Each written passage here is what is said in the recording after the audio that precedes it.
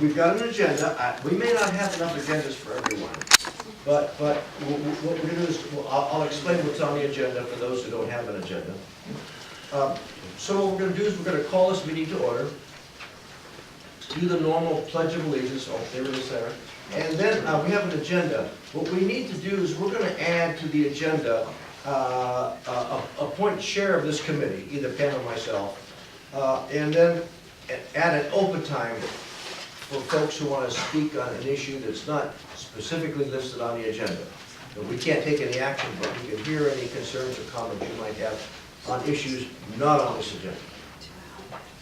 So if you'll join us for the Pledge of Allegiance. I pledge allegiance To the flag of the United States of America, and to the republic for which it stands, one nation, under God, indivisible, with liberty and justice for all. Okay, our roll call is going to show Pam Meigs and Frank Yeager present.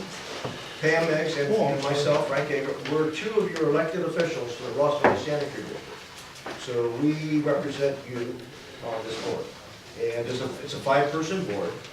And the purpose of this meeting tonight is to have some initial comments and recommendations to the full board, which is going to meet on next Wednesday night, the 23rd, here at this meeting hall.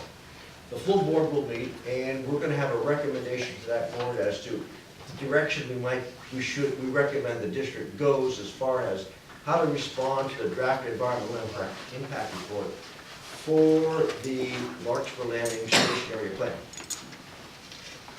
We have with us tonight our general manager, Greg Norby. Greg is here. He's our new general manager. He knows a lot about sewers, a lot about water, so he's an excellent resource. So feel free to ask questions and get answers. And we have Randall Ishii, who is our #1 engineer for the Sanitary District.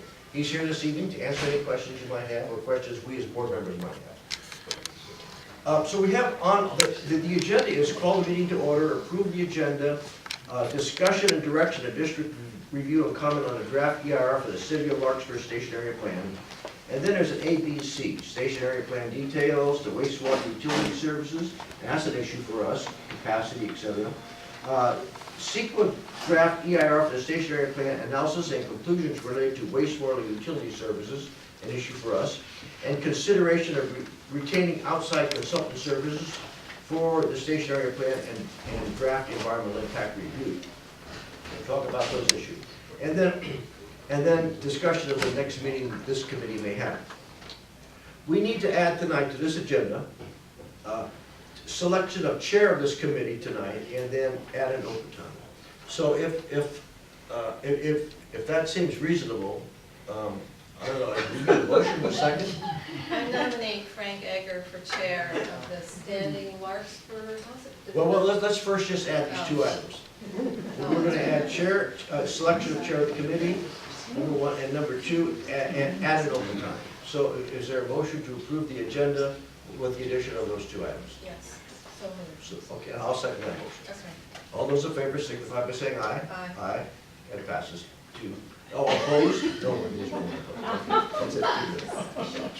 It's pretty easy with a committee of 2. Okay, so here we go. We've called the meeting to order, and on the agenda, first thing we're going to do is select the chair of the committee. And Pam, did you have a motion you'd like?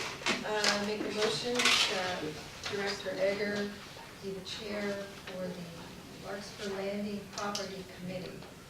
It's a standing committee, so that means there will be minutes and notes. And tonight we're doing a video, right? Okay. And everything will be done in public. Yeah. An ad hoc committee meets in private. We're a standing committee. We'll be meeting in public. That's a difference between the two. So I'll second the motion. Is there any comment or questions from the audience on the motion at all? If not, all those in favor of the motion signify by saying aye. Aye. Aye. Opposed? None. So, okay, I'll be chair of the committee. That's easy.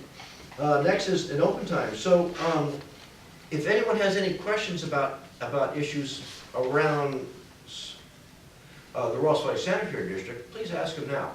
Remember, we can't take action tonight, but we could refer your comments or questions to the general manager, and he could report back at a later date, please.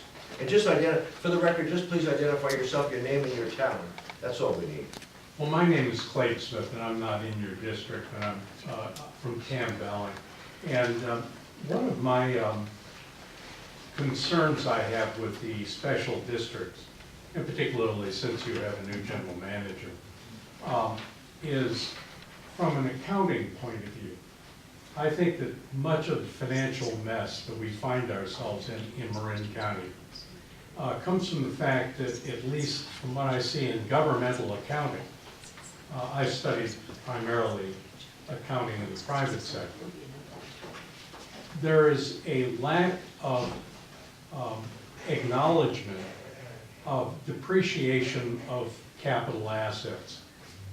And as a consequence, there's a great deficiency in terms of the actual financial position going into the future of these districts. And so we end up finding ourselves in a position after many years where we have exhausted prior capital improvements, but at the same time not actually honestly develop a funding pool to take care of those capital improvements. And then all of a sudden, ratepayers, as many ratepayers are facing throughout the county now, are faced with having to bear the brunt of a sudden increase in their fee payments to compensate for I would say, the accounting deficiencies that occurred in the past. And one of the things I would highly like to recommend is some more honesty in accounting going forward, to develop a our funding pool reflecting the actual real depreciation, wear and tear on the capital equipment, so that when the future came, the kind of desperation that is occurring currently in your district and many other districts does not have to occur. And we'd have a sounder footing, generally speaking, on an ongoing basis in your financials. Okay, thank you. We received a monthly finance report from our finance department. And it's supposed to take into consideration depreciation and the value of the assets. And that value changes. But maybe we need to take another look at that. As I said, every month we have a financial report that includes expenditures, includes depreciation, includes revenues, et cetera. We try to keep it up to date. But the depreciation issues is something we could take a look at. Thank you. Mm-hmm. Anyone else? If not, then we're going to go. Yes, And please. I just want to add, Okay, we Pam. have a standing finance committee that myself and Peter Sullivan on, and we meet 2 days before our regular board meeting, which is an open meeting to the public, and you're welcome to join us. Good. It's usually 4 o'clock on a Monday. Yes. Just for general We information. just did your name and your town. Pam Drew, Nevada. Would you please tell us about the cleanup efforts for these ponds right here at 2000 Larkspur Landing? Oh, Larkspur Circle Landing. that you've undertaken We're as going to the- get into as that. the valley. We're going to get into So that that's this evening. part of the report? It's not part of the report, but we're going to talk about it because we own the land. And So you will fill us in on we will. all that you have done to clean up those ponds? We'll talk about that. Okay. Okay, thank you. I think those ponds have been filled in, haven't they? Yes. You know, unbeknownst to the board, they were filled in, but anyway, we're trying to But deal the with it. board is liable for it. We'll get into that fully, thank you. Oh, yes, comment here, please. Kathleen Mulcahy, City of Larkspur. Thank you. A few questions. Your district, what is its current capacity as far as sewage load? Well, you know, we talked about that because we've just approved a new plan, in effect, as to how we're going to deal with all of the issues around our operation, from from Fairfax to San Quentin. We have a number of deficiencies. The plan that we adopted did not specifically deal with capacity issues, but we're going to talk about this at this evening. So we'll postpone that question. The second question, how much more will you be in this development that you'll be talking about in the area of the 2,000 Larkspur landing circle? How much more do you anticipate needing as far as capacity with the proposed plan? Well, we don't have the answers for you, but we're going to talk about that tonight. I think the capacity is a legitimate issue that needs to be addressed by this agency, especially with the potential for development here throughout the Ross Valley, not just Larkspur, but throughout the rest of the Ross Valley. So the district site that you're responsible for, is there underground aquifers at that site? I think we're getting off. Okay, well, we're going to talk about that. I That's don't on the know, but agenda. let's talk about that when we get some testimony, when we discuss some of the issues with that, with the 10 acres of land. But the public owns that land. We're just the folks that you elect to oversee the land.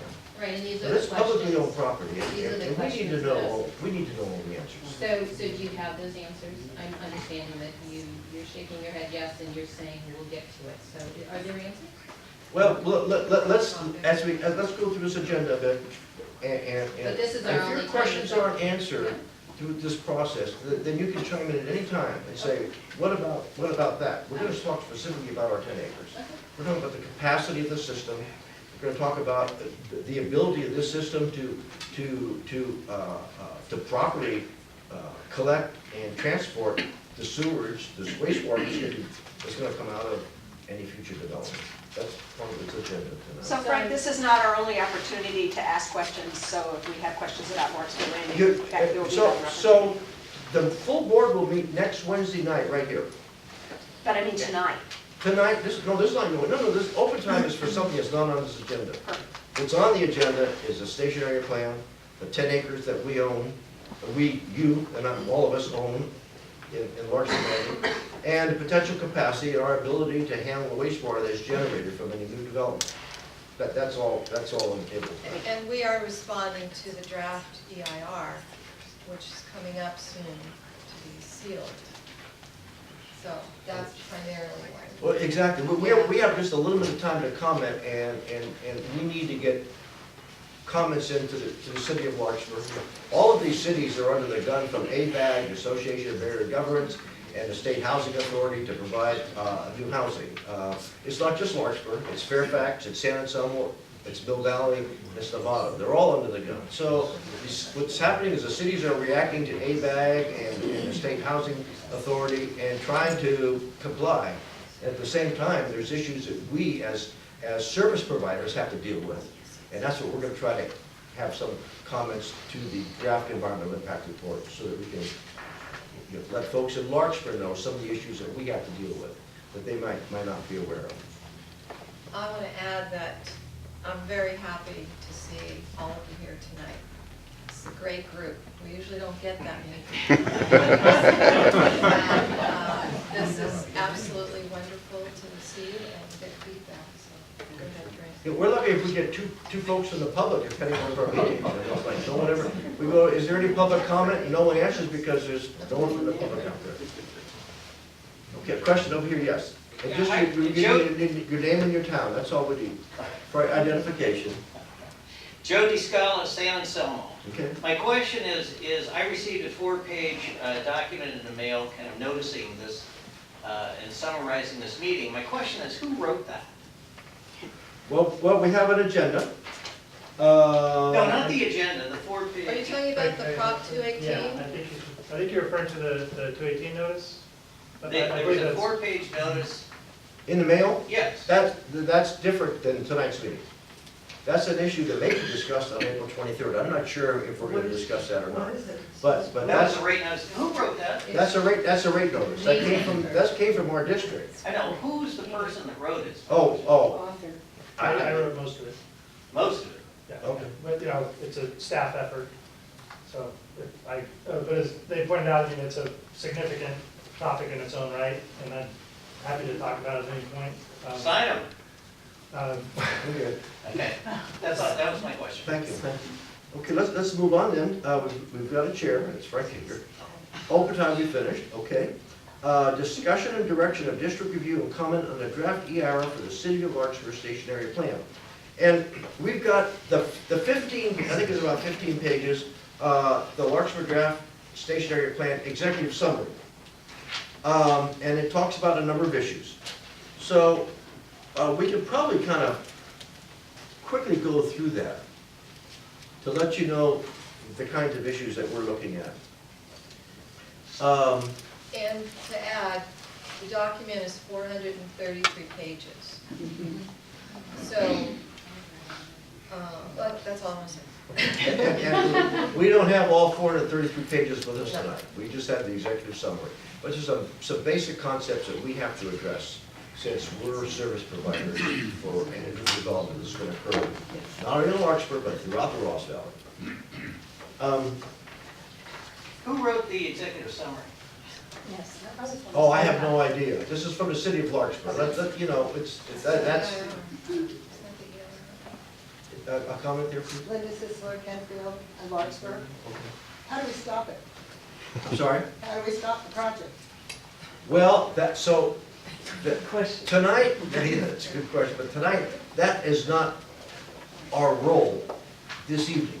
Our role this evening is to alert you as to what we're looking at, how to address the issues, how to address the draft environmental impact report. So if you have an elected city council in Larkspur that is going to make the final decisions, it's not us.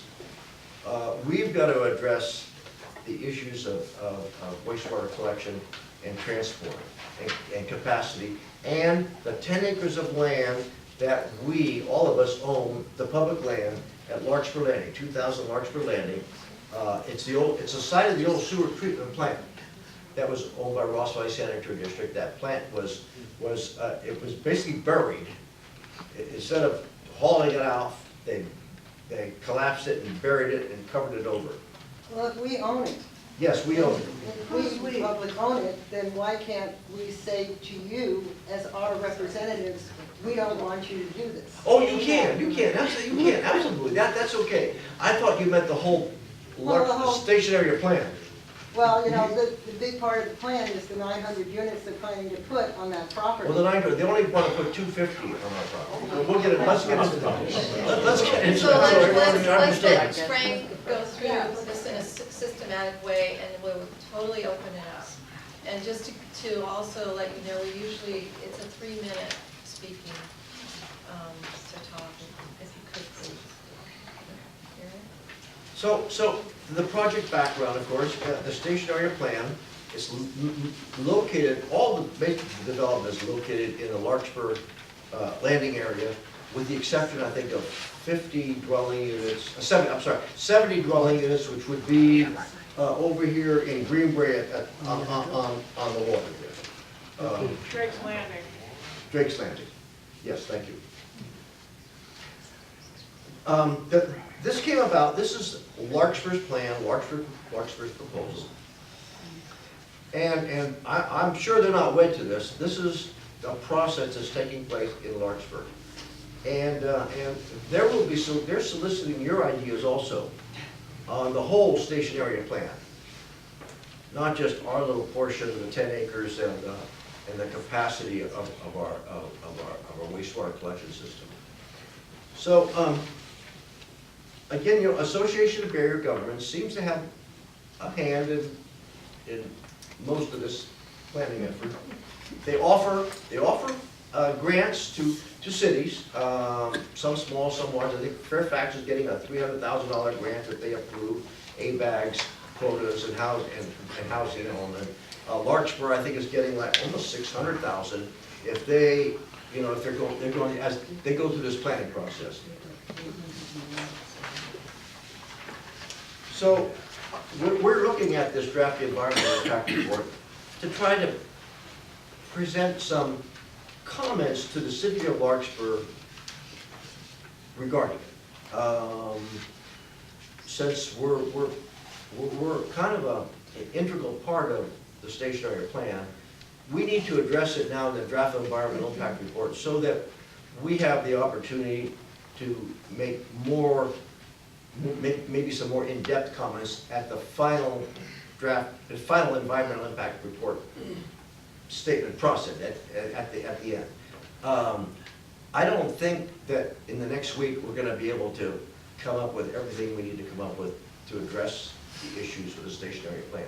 But we can get some preliminary issues on the table, get them to the full board, and so that discussion can take place at the next meeting, April 23rd, here at this facility. Hi, Jerry Calderola, Kent Woodland. Okay. This may seem like a very naive question, in my opinion, but is there going to be a black and white issue here? Are we going to say, would the Ross Valley District ever say, you know, we can't support this? Well, we're gonna, Our okay. systems can't support it. So you can go ahead all you want in planning, but there's going to be no water and no sewage because we can't do it. Or will you say we'll organize ourselves to do it? Well, we're gonna talk about that. Or Frank, We're even gonna talk about that. Joan Bennett, Kentfield, even if we can handle, if the capacity is such that it can handle it, can we nonetheless submit from the Ross Valley Sanitary District on behalf of all the ratepayers and residents in Ross Valley, a recommendation that despite the fact that we may be able to have the capacity for it, we don't want it, period. That's a full board decision. It is.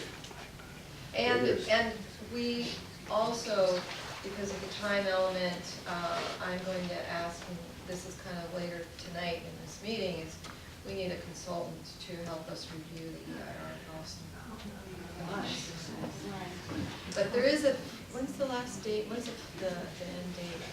I think it's June 2nd. June June 2nd, 2nd. and from what Greg told me, we can ask for an extension, is that correct? That's always an option for DIR.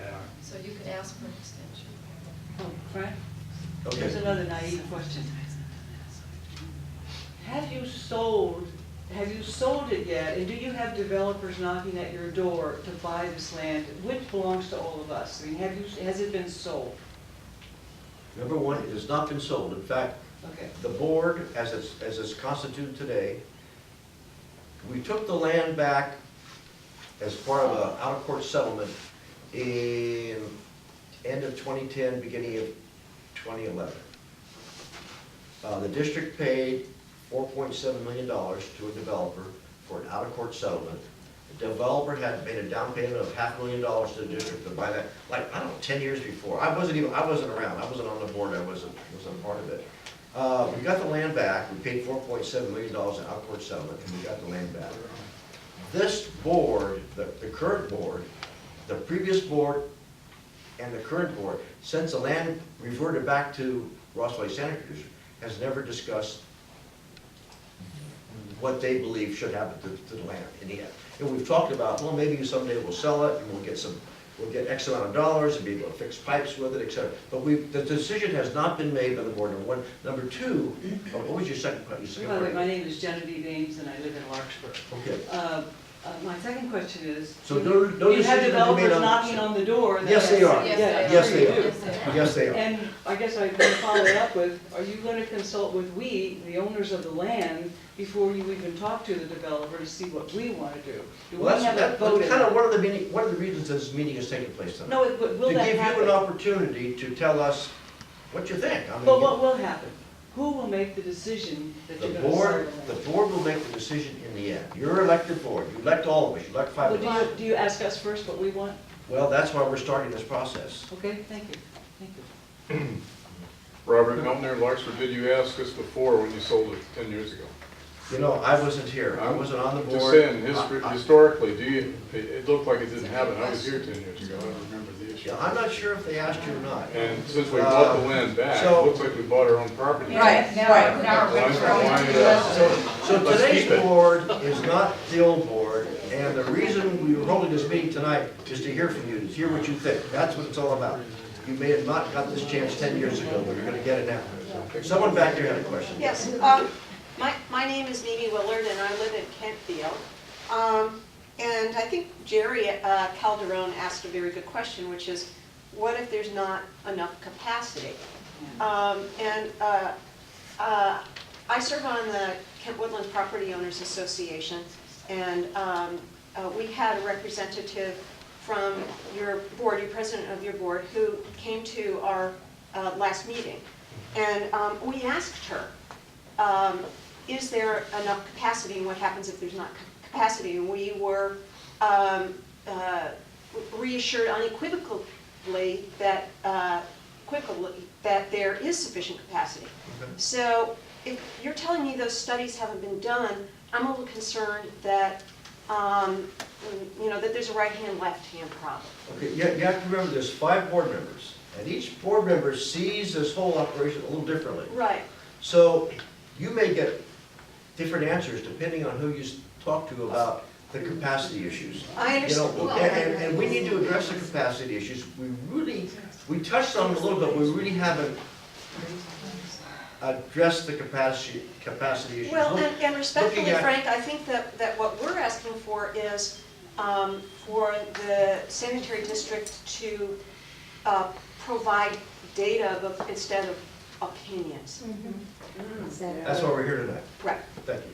Thank you. Yes, please. So, It was, Just name, no, I'm sorry, Susan first. Name and town. Mill Valley. I just wonder, can your general manager comment on that to have information to answer that question? Well, Yes, I can. in fact, I had asked them specifically the question, and it's not pretty clear about our capacity, but go ahead. Can I make actually just a general procedural comment?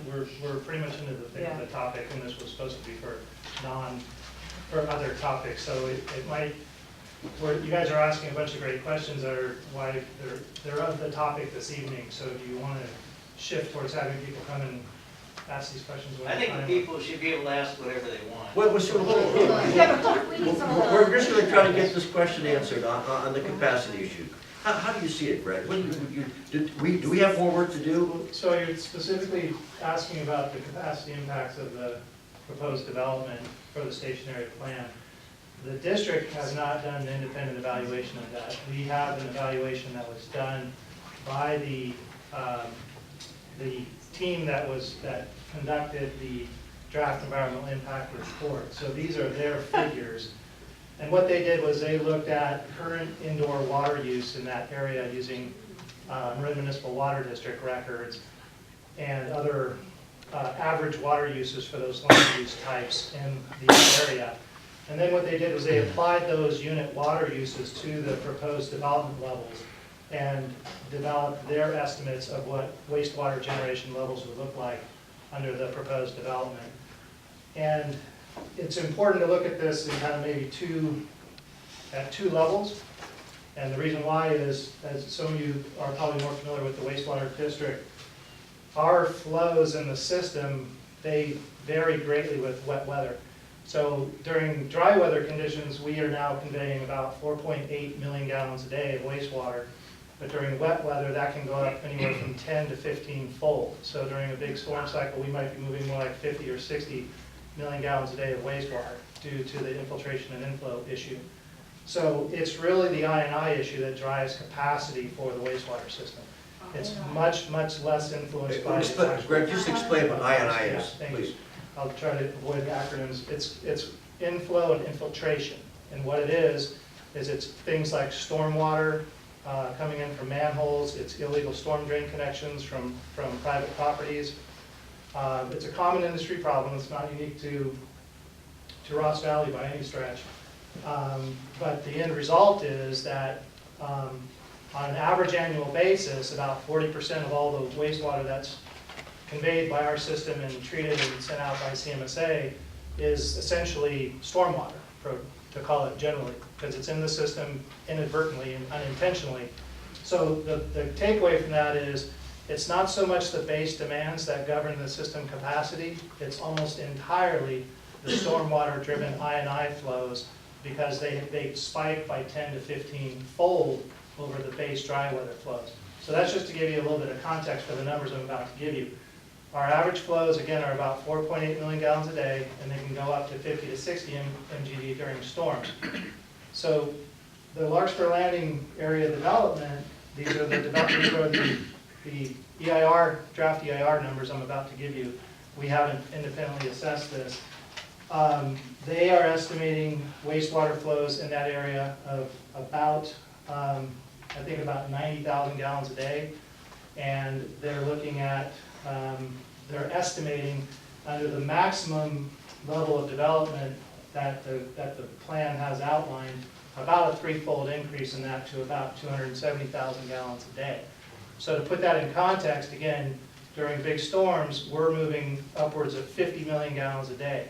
So the short answer to your question is that the draft EIR's assessment has found that there's no significant impact to wastewater capacity from the proposed level of development. Now, that's their conclusion, and we haven't independently looked at that yet, but I hope that answers the general question. Can I ask a technical question? Go to the chair, please.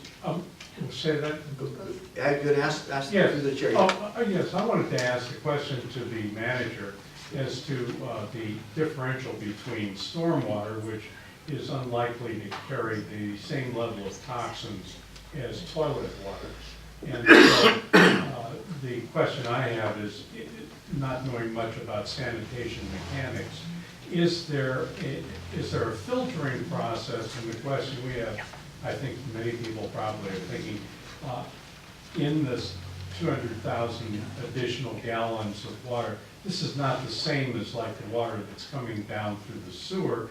This is going to be filled with human waste toxins. Is the filtration system that filters these particular kinds of toxins going to be up to this additional burden? Okay, the filtration is going to be handled by the Central Marin Sanitation Agency. It's not going to be us. We're just going to move the water. We're going to pump it. We're going to move it over to center fill. Oh. Now, another area that our system is susceptible to is sea level rise and saltwater intrusion, because we've got a lot of pipes in the ground here, and high tide, that water is infiltrating our system. And that's one of the reasons we're having to replace a lot of these pipes in the low-lying areas, because the salt water's getting in. It's a combination thing. But Greg, if Greg wants to add anything to that, to your question. No, I think you covered it. The CMSA wastewater treatment plant is, we're one member of the 3-member JPA, and your rates do support that treatment plant, and that's what they're there for. They do the filtration and the treatment of the flows that we convey to the plant. Specifically, they have upgraded that plant. I think in round numbers, between 2006 and 2008, there was about a $60 million investment in the wastewater treatment plant to allow it to more effectively handle the wet weather peak flows. So in general, the capacity, they've intended for the capacity to be there for the wet weather flows. The details of the constituent filtering and so forth, I can't really address. Right here, I'll get over to you. Yes, please. Yes. Just your name and your town. My name is Gloria Newmeyer. I live in Kentfield. I am curious to what extent, even though you are a sanitary district board, you are interested in the ramifications of your decision about your property is going to have in other areas. And you mentioned specifically the executive summary, which I have here, page 8. Deals with circulation and parking, and it says specifically that obviously these new land uses would generate additional traffic on the congested roadway. I believe they're referring to Drake Boulevard. And it is unclear how much benefit that these modifications that are under study will provide to the roadway congestion. And I think many of us who are here tonight are stakeholders in Drake Boulevard. And what you do, aside from the congestion to the water pipe system, I believe is more important to what you do to add to the congestion, which is already impossible on Drake Boulevard. Okay, so we could talk about that for a second here. The other day, I had to run into Corte Madera, and I went down Doherty, and then went down, what's the main street that runs by Wincup down there? Hamel Vista. Hamel Vista. Hamel Vista. Hamel Vista. Hamel Vista. it took like 3 signal changes to go a block and a half. The traffic was backed up way up here in Larkspur, from Corte Madera. So I mean, you know, the issues of traffic is something that our cities, not only Larkspur, but all of us here would have to deal with. And we as property owners in Larkspur Landing area need to be looking at also. But tonight, we're not specifically looking at traffic and parking. What's interesting is Senate Bill 743 has passed. Right. And 743 exempts issues of water supply, traffic, and parking from environmental impact reports from transit TODs, transit-oriented developments, they're EIRs. So it's a combination of things going on here. It's not just your Larkspur City Council or your Ross Valley Sanitary District. The state is also forcing these communities, our cities and our towns, to do things that they may not have normally done in the past. But, so, you know, we'll touch on parking a little bit when we talk about our property. About our property. Well, but we're, our main thrust tonight is the EIR report, our capacity, our ability to handle the sewage that's going to be generated, the wastewater that's going to be generated from the future development, and the 10 acres of land that we, all of us, own at Larkspur Landing. So there was a question over here, yes, and well, I'm sorry, please go ahead and I'll get to the clerk. Let you the clerk. Okay, my name is Laura Ethel. I live in Larkspur. I'm one of your ratepayers. When you say that the treatment of the sewage is done by Central Marin and not by this agency, yes. Is Central Marin Sanitary Agency going to be asked for an environment, to respond to the environmental impact report? You know, I sit on that board also as a representative from Ross Valley, and I don't think we, as an agency, Central Marin Sanitation Agency, has been asked to respond to the draft environmental impact report. Central Marin hasn't? So there's nobody who, well, the appropriate person is not being asked to respond. Okay, here, please, their report, it says they have contacted both Central Marin Sanitation Agency and the Ross Valley Sanitary District and have been assured that both of them can handle the wastewater. Who said that? That's in their report. That's a consultant. But you don't need a consultant, you need Central Marin Sanitary Agency, don't you? Well, let's find out if CMSA has been asked to comment on the draft EIR. Right here, yes. Terry Jaberka with Greenway, and it was really the same question. I just was wanting to know what kind of alignment. I mean, it seems like, okay, we can do our thing and we'll just push it down the line with no consideration about down the line. And if you're sitting on both boards, you know, what kind of effort are you going to make to, you know, bring them up to speed or ensure that they have the capacity or are able to handle that capacity and just not say, okay, well, we can do it. I mean, where's the thought and care about that's what's happening around here. Everybody's just acting in these silos and nobody's working, you know, in concert together to make this all It's a good point. Integrating the elements is huge. It's huge.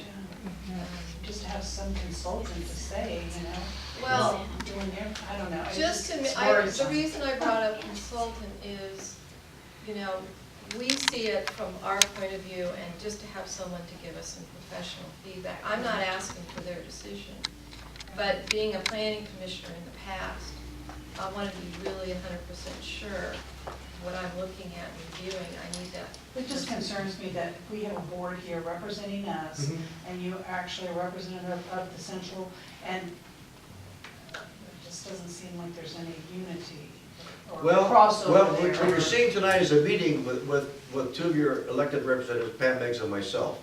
And this is kind of the initial foray for us into the draft environmental impact report for the stationary plan. Now, I think it came too late or whatever, but we are doing it. I think there is some information. I just could not read the whole thing. I spent about 3 or 4 hours on it. There is some reference, I believe, in the EIR draft about CMSA, but I don't think it's real specific and real measurable, if I remember right, but I'd have to look at it again. Okay, quickly here, yes. Robert Miltner, Larkspur again. A lot of this discussion sounds to me like a planning meeting in Larkspur, where I go now and then, where a private landowner wants to expand his house or whatever. This is a publicly owned piece of property, and yet we're going through all this gyration and studies and everything. We may not, why don't we just say we don't want to sell the property? What is the driving force to sell it? Well, the position of the district in the past has been to sell the land. Well, maybe. In order to Maybe we raise decide to 10 to do 11, in order to raise 10 to 11 million dollars to fix the leaking sewer pipes. We are under a state mandate. It's called a cease and desist order. We're one of the few districts in the Bay Area that are under this cease and desist order to fix our pipes. So, you know, this district is up against it. We're up against some tough times here. How were we gonna pay for that The before? former board thought they would sell a piece of the land, sell the land in order to raise some funds to help to fix the pipes. But But is that, the current board has not discussed the issue. well, it's pretty. And to add, the land is not for sale. It would have to be a board direction. So like Frank said earlier, Frank and I here, it's not the full board. Yeah. I do want to add that the land cannot be taken.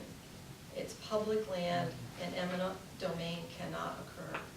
So we don't have to sell the land. Nobody's forcing us to sell the land. It's up to the board. Okay. Over here, yes, please. And Sisler again, you mentioned this is done at the state level, if we wanted to get this done. So who at the state level should we contact and say, get out of our lives? Yeah, a number of us have been doing that for a while. You know, we have an elected assembly member and an elected senator. Noreen Evans is our senator, and Mark Levine is our assembly member. And I know Mark's been dealing with issues trying to get some of the potential density mandates reduced from 30 to 20 units per acre, but, you know, I mean, What about Jerry Brown? I can't speak for them. What about Jerry Brown, and what about, Well, Jerry Brown's our governor. what's his name, lives in Kentfield? I think it's Lieutenant Governor. Yeah. Gavin Newsom. There you go. What's his name? There you go. Phone call to Gavin. Hey, Gavin, I'm your neighbor. Over here, let me get the fellow in the yellow hat, and then behind you. I want to go back to that lady's question back there. I don't know if it was answered. She said that she was told by someone on the board that there's more than enough capacity. That's a yes or no question, and she wants to know if that's true. The second point I want to make is this. This vote and anything being done on this property should be put off till after the election. Because two people are taking a hike. And if they vote on this thing, they're not holding the bag and they're not responsible. And so procedurally, whatever can be done to put this off so that when this vote is made, there's people standing that are going to be responsible and answer to the people in this room and the ratepayers.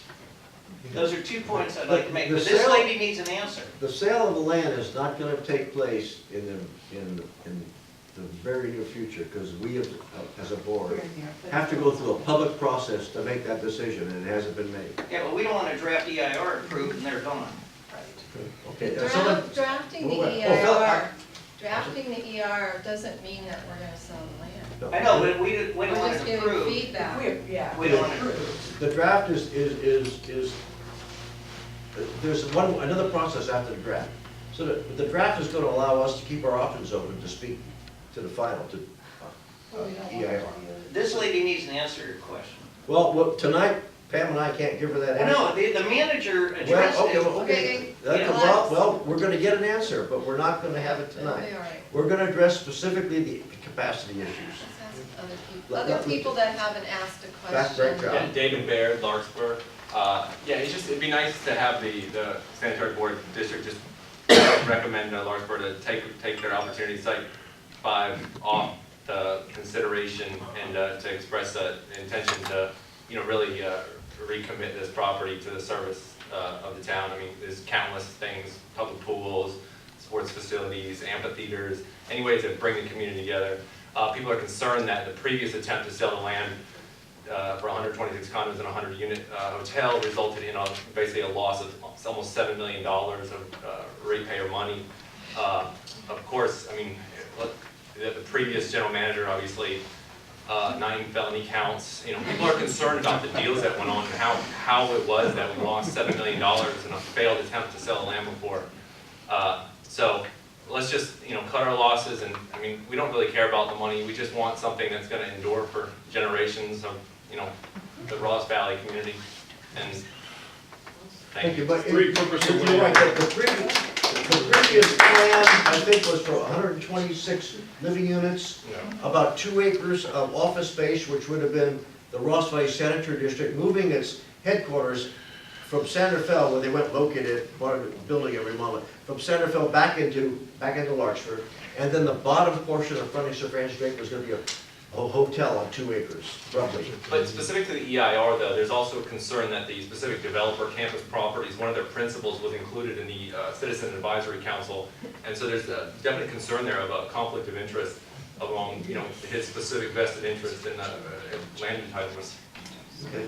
So it would be nice to specifically, you know, request that, or, you know, that be noted, because it seems inappropriate. Point of order, Mr. Chairman. Are you following your agenda at all? Now, let me get back to the, we've got to get off the agenda. Let me get back to the agenda, and we'll try to zero back in on. No, really, it's, Now, we've been here for 50 minutes. We're going to get back on this agenda, and you can ask your question as we're going through it, please. Okay. Let's see if we can get through this agenda, because we're only going to be here till about 9 o'clock. We hope. We hope. So we're back to item number 3. It's discussion and direction, the district view and comment on the draft EIR for the city of Larkspur stationary plan. So we've got the stationary plan details related to wastewater utility service. That's what we've been talking about. You've been asking questions And we're about on that agenda item. our capacity, our ability to service the proposed development. And we've said we're going to get some specific answers for not only you, but for the city of Larkspur, because we want to be able to address them in a coherent manner, like we know what we're talking about. This is our system where we need to be able to know whether or not we can handle the development. So that has to be answered, and you've been commenting tonight on that. The CEQA draft EIR for stationary plan, the analysis and conclusions related to wastewater utility services. And I guess a number of your questions are centered around that. You know, I'm used to running a meeting kind of loose to give the people of the audience a full participation. Maybe different than other people run a meeting, but I figure the reason you're here is to tell us what you think. And sometimes board members don't like to hear what you're telling us, but I believe you have the right to say it. And so I'm gonna, you know, try to hear everything you're saying, call on everyone, hear your comments, and we're gonna take it back to the full board. So Here's someone that hasn't spoken, this gentleman right here. John Bacon in Penfield. I have a question which has to do with capacity. I have not seen the draft EIR, but from listening to you, I understand that the draft EIR says essentially that there will be no problem as to capacity. And yet I am not sure that I heard Mr. Norby endorse that view. My question is, did the people who drafted that EIR consult with the staff at your sanitary districts? And it would seem logical that they drew their conclusions based on their conversations with the staff. And so my question is, if that theory is valid, did the staff indeed endorse that draft EIR? Very legitimate question. And I'm not sure, Greg wasn't here when they started this process. I don't believe Greg has responded to. Well, I can try to answer it. The timing on this is, well, let me try to be very clear on this. It's an important question. They reviewed the available technical documents for the district at the time that they were preparing the draft EIR. And our planning documents in terms of the evaluation of the system and the capital improvement needs have been in a significant state of flux, for lack of a better way to put it. meaning the district has been going through a major reevaluation of what the long-term capital improvement needs are of the district. So they did work from the available information. I can't speak to any detail of individual communications because I simply don't know of any. I personally I wouldn't call endorse or anything like that, this plan, but I'm not trying to pass the buck. My understanding is their consultant did work from the available information. You mean the city of Larkspur? Yeah, the city of Larkspur's Not our- consultant in preparing the draft EIR and reaching the conclusions that they did. And I want, maybe as a point of clarification, the stationary plan area, and everyone I think in this room is very familiar with it, it's a very, very small portion of the overall Ross Valley Sanitary District service area. Very small portion of it, and a very, very, very small portion of our overall demand. So when you talk about the system having capacity for this development, that's an important contextual fact to keep in mind. That's why I was mentioning numbers like we convey 40 to 50 million gallons per day, and this development at full build-out is projected to produce somewhere in the neighborhood of 250,000 gallons per day. So you can do the math, it's far less than 1%, and the reality is that the accuracy of the evaluation of our system at the, what I'll call the macro level, the backbone infrastructure, that's within the noise of our accuracy to tell you what the system can or can't do. So I have no reason at the moment to say that their numbers are incorrect. I will stress we haven't sat down and done an independent update of it. And second main point, they do say that when there are specific development proposals, because I think this is a very, I don't want to speak for the plan because it's not our primary focus as a district. It is a policy level plan in its intent. There are no specific development proposals. There are very broad levels of development, as you know from reading the plan. They do say that when those proposals reach some level of specificity in the future, and obviously that is predicated on a number of major, items that have to happen first, there would be an expectation that local infrastructure, meaning literally a pipe down at Country Mart or a pipe running down Larkspur Landing Circle, if that needed to be upgraded to handle the specific local development being proposed, then that would be handled in the normal fashion, same as, for example, the development here across the street and other developments. It would be handled when there was enough information to say, here's what the specific loads are, the pipe's too big, the pipe's too small, what needs to happen. So at this level of analysis, they've made some very high-level conclusions, and I think they're about as far as we can go right now, but until you have a specific development proposal, it's difficult to say within that block what does or does not need to be done. So it's kind of a long answer to your question, but I hope that kind of refines things a little bit. Well, I guess my follow-on question would be, if, as you're saying, that you really couldn't give any real assessment of the impacts at this point, that the draft EIR that they have presented has no meaning either. Well, I hope I didn't convey that point. That wasn't my intent. They have presented a set of what are probably, I would have to say, based on my initial review, planning level analysis and conclusions that do seem reasonable. Well, they must have had some assumptions. Yeah. And you, I presume, but the staff were privy to those assumptions. And if the staff was privy to those assumptions, it's still not clear to me whether or not you could endorse them. Okay, let me see. Let me ask Randall as our engineer. I don't know if the consultants for the city of Larkspur contacted our agency, but maybe Randall might know. Randall, would you know whether or not they've come to us asking for capacity or capabilities of our agency to handle wastewater generated by the stationary plan? Did you have any sense about that? Randall Oshie, district engineer.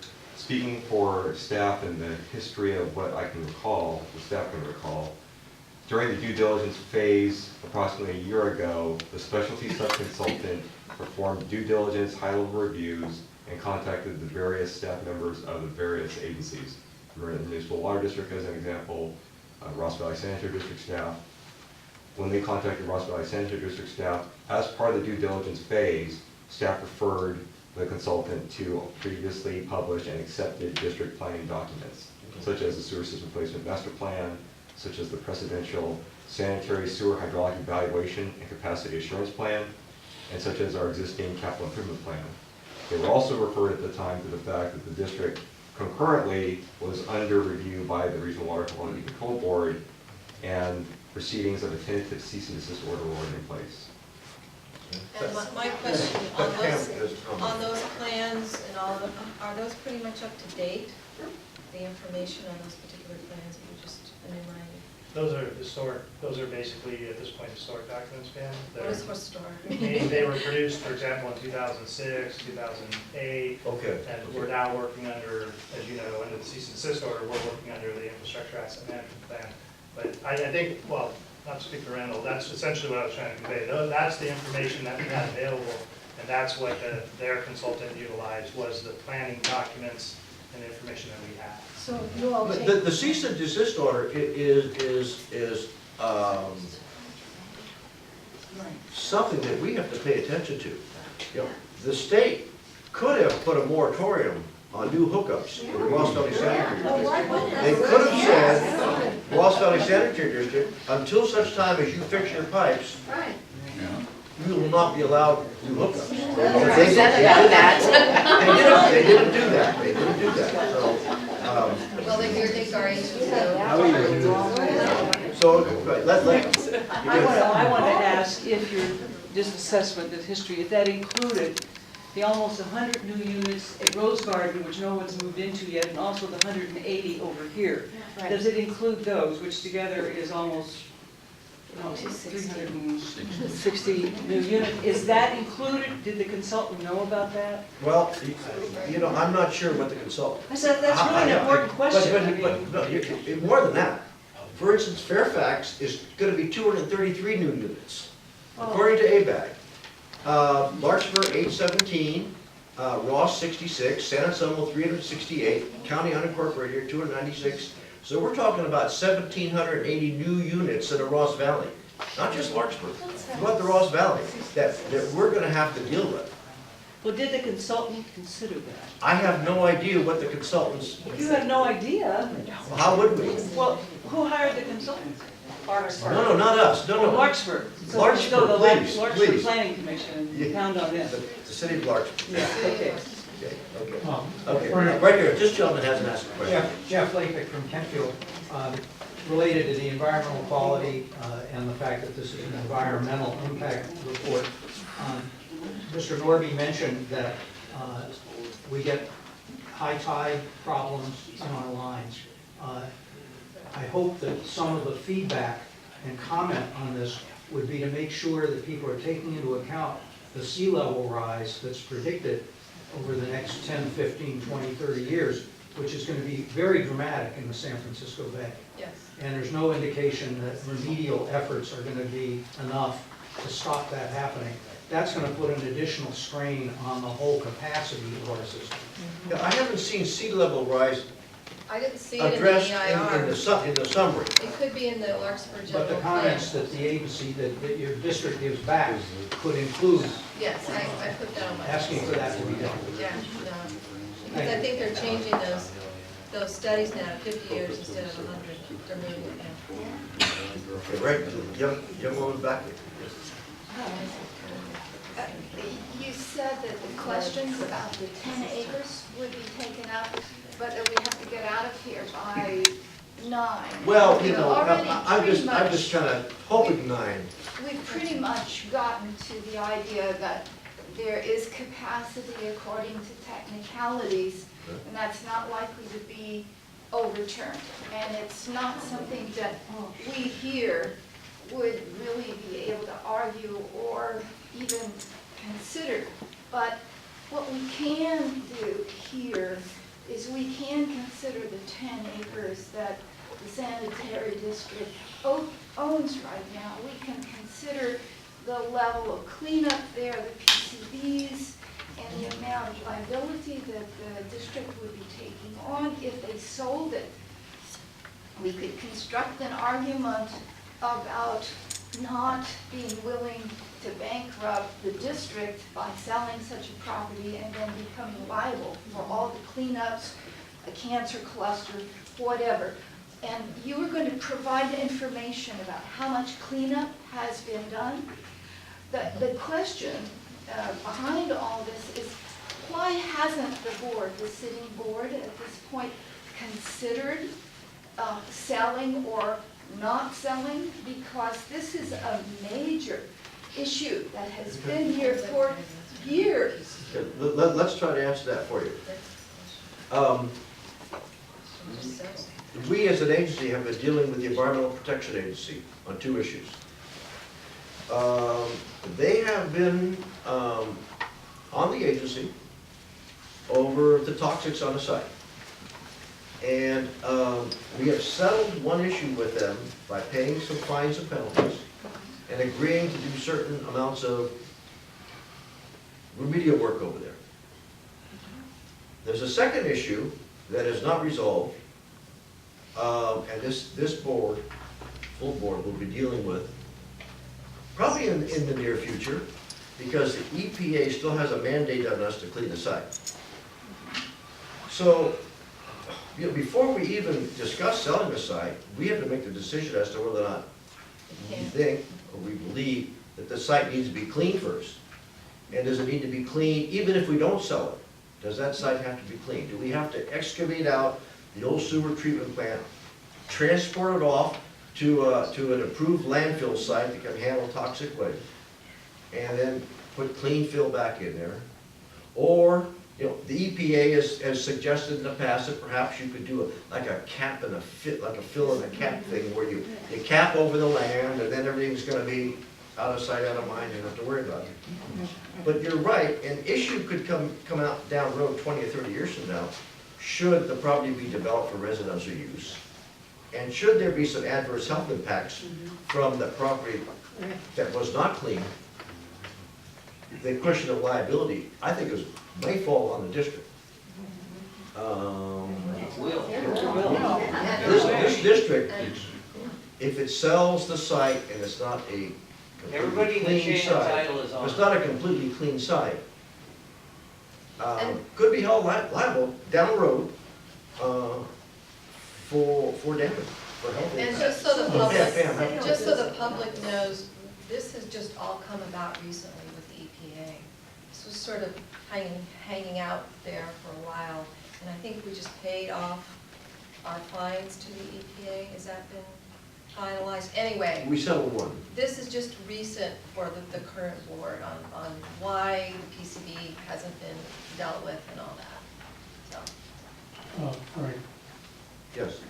what this brings up in my mind is a need for first an overall financial analysis, a worst-case scenario, so that everybody knows what it would cost to actually dig it up, transport it, and then do the cleanup that would alleviate the liabilities.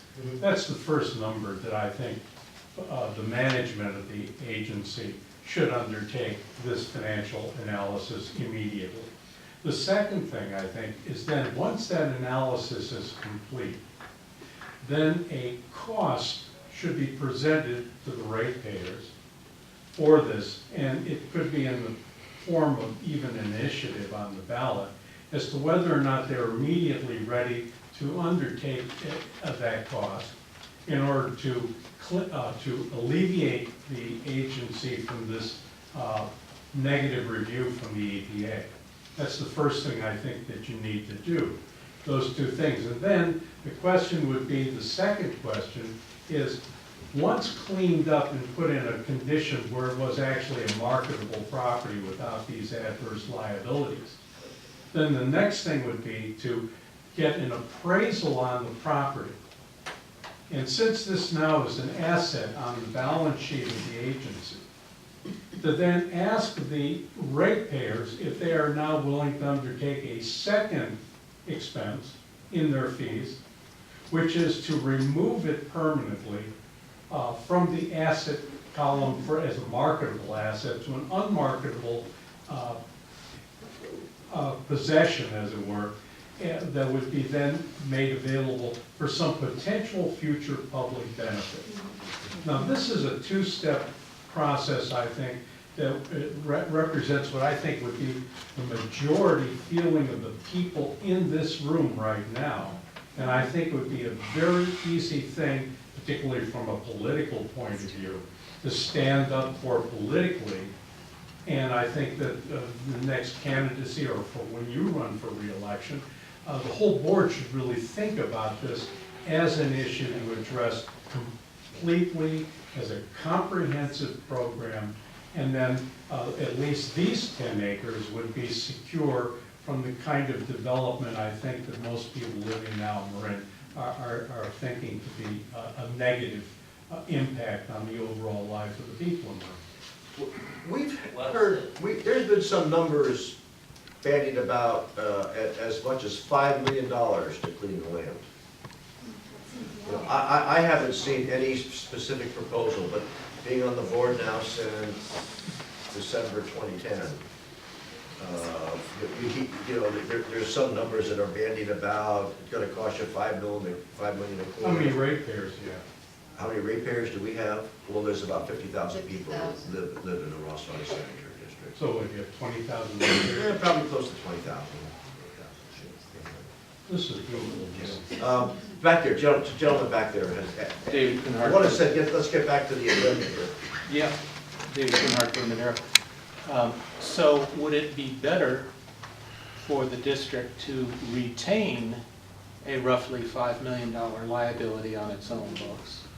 Or, as was earlier estimated, achieve something of the $10 million market value to pay for the $5 million of cleanup, and have something left over to pay to fix the pipes that this district is responsible for fixing at this point? Well, that's what we're going to be faced with here, as a board.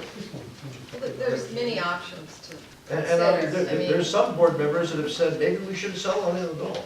Maybe we should lease a portion of it. Lease it out, and I've had developers contact me and they want to buy it as is. They want what? They want to buy it as is with the piece of Good. street. So, I mean, it's kind of like, there's a lot happening. There's an uninsurable risk on it. Hold on, Joe. Okay, Joe, go ahead. I would say there's an uninsured, what this man said really makes a lot of sense. But there's an uninsurable, non-delegable risk on that property.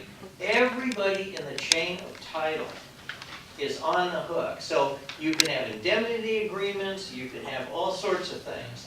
But that is not going to be binding on the principle that everybody in that chain is going to be, in the chain of title, is going to be responsible from the toxic standpoint. So I just put that out there. We've discussed with the Golden Gate Bridge Highway and Transportation District the possibility of an interim use of the land for overflow parking for the Larkspur Ferry Terminal. Good, do that. You know, I mean, so that there would be some public benefit of the land. It wouldn't be people living on the land, so we could deal with the toxics issue down the road. There'd be some small income to the district while it's there. So, I mean, that's the kind of things that we're talking about. There is a major parking issue going on with the ferry and the park. This gentleman was. Hi, Lori Masters from Larkspur. Why did the deal fall apart when we ended up forking out $7 million? Wasn't it due to the pollution, the land? Yes, it was. The campus properties sued the district, and I came on like the night it was being settled. I came on the board, and maybe it was my next meeting a week later.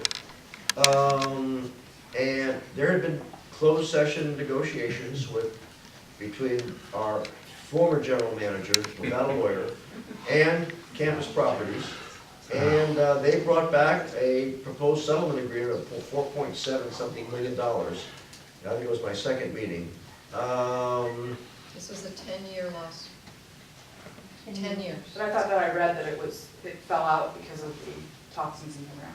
That was the lawsuit, that's why they sued the district. Yeah. They Oh, said okay. we were selling them, So what's to think that it's not gonna come up again, and then we're out another $7 million? Yes, Frank, I have a solution. I agree with you, that's okay. That's okay.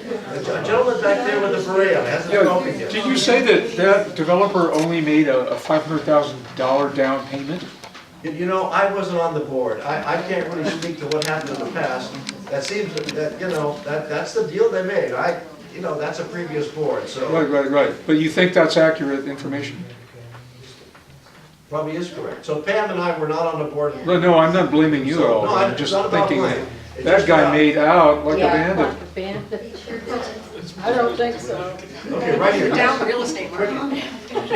You said you wanted to get back to the subject that we're supposed to be addressing. Yes, we are. which is the I EIR just, report.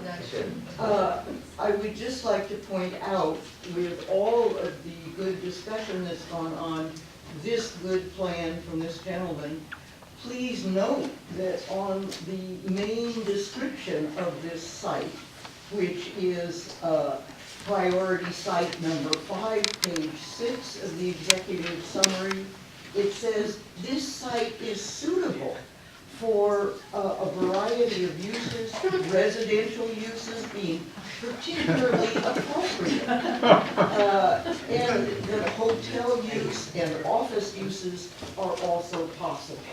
So it would seem to me that if you're listening to what's going on here, that your recommendation to your board about this EIR document would be that it's faulty. That it's what? Faulty. Faulty. A little more That it is not history. consistent with what you're hearing tonight. A little more history. This was prior to Pam and Frank. I know. And we're not, there's nothing about blame or whoever is liable or responsible, et cetera. Just, this is how it happened. The district hired a planning consultant who developed a plan for, I think, 126 dwelling units on 6 acres. That was just about 20 units per acre. A hotel on 2 acres, and bringing the Ross Valley Sanitary District headquarters back out from Santa Fe into Larkspur on the other 2 acres. Then about 2.5 years ago, the board voted on a 3-2 vote. Pam and I did not think it was the right thing to do. They hired the same planning consultant to develop new plans. And that planning consultant developed new plans. And the planning consultant did not come back to the board, did not deal with the board, he dealt with the manager, the previous manager. Oh, God. That planning consultant prepared plans to have up to 300 dwelling units on those 6 acres. Unbeknownst to the board,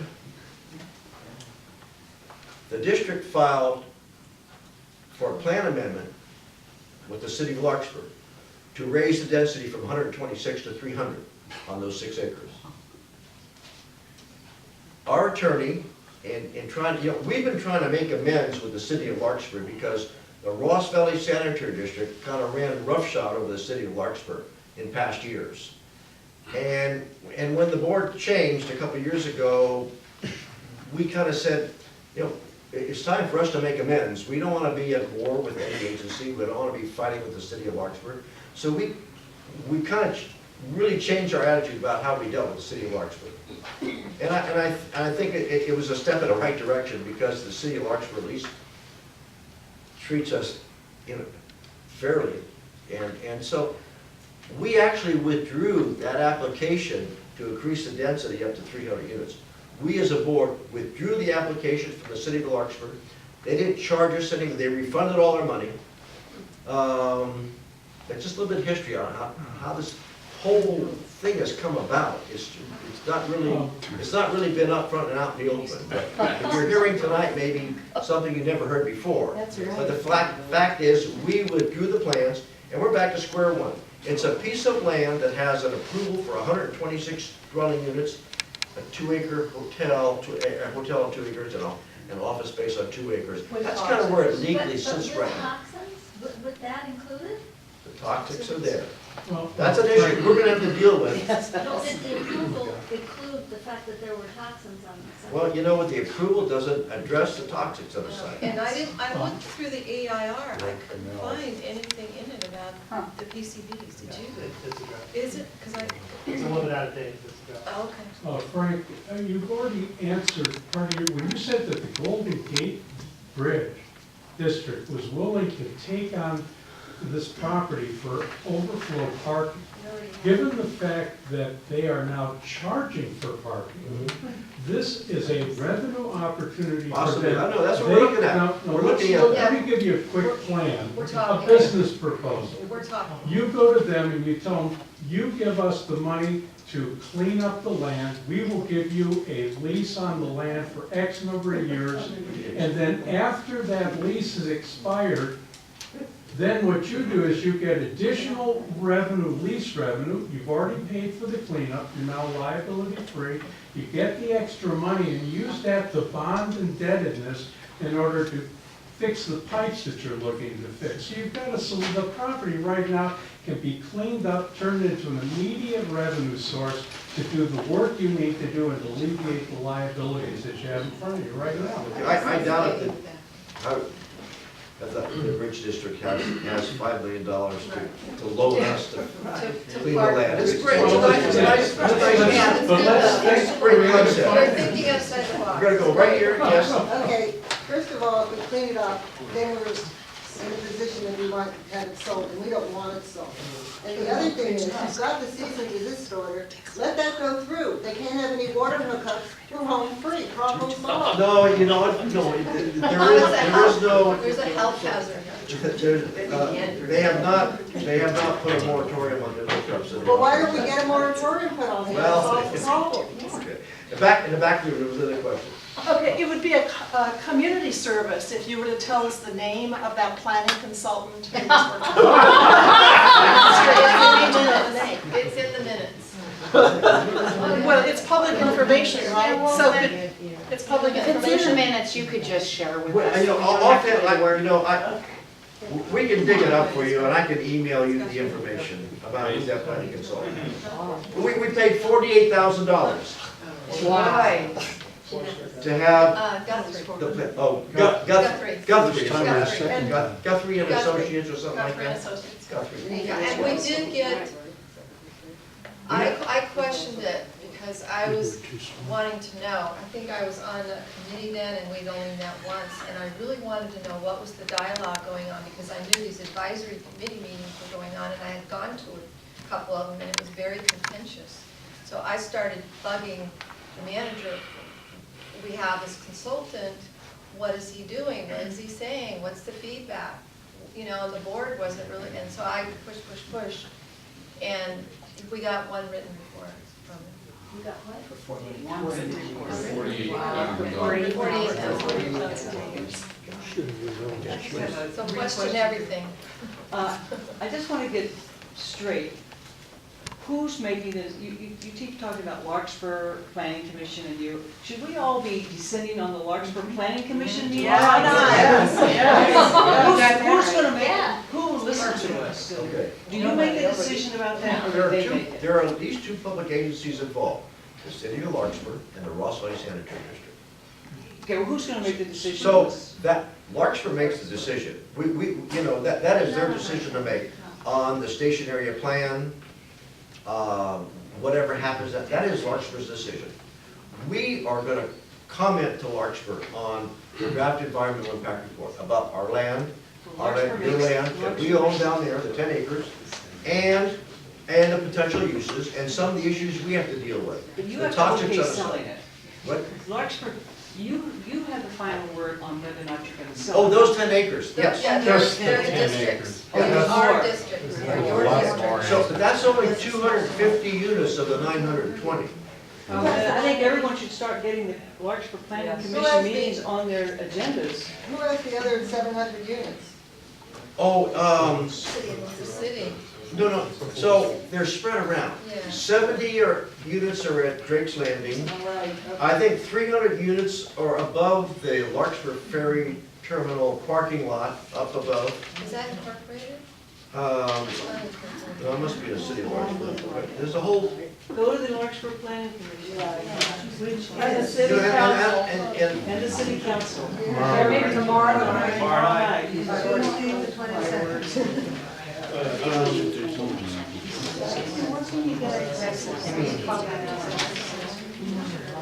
I was looking for the breakdown of the units.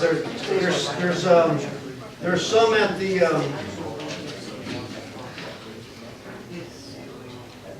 they're spread around. The Country Mart has a number of them above the commercial.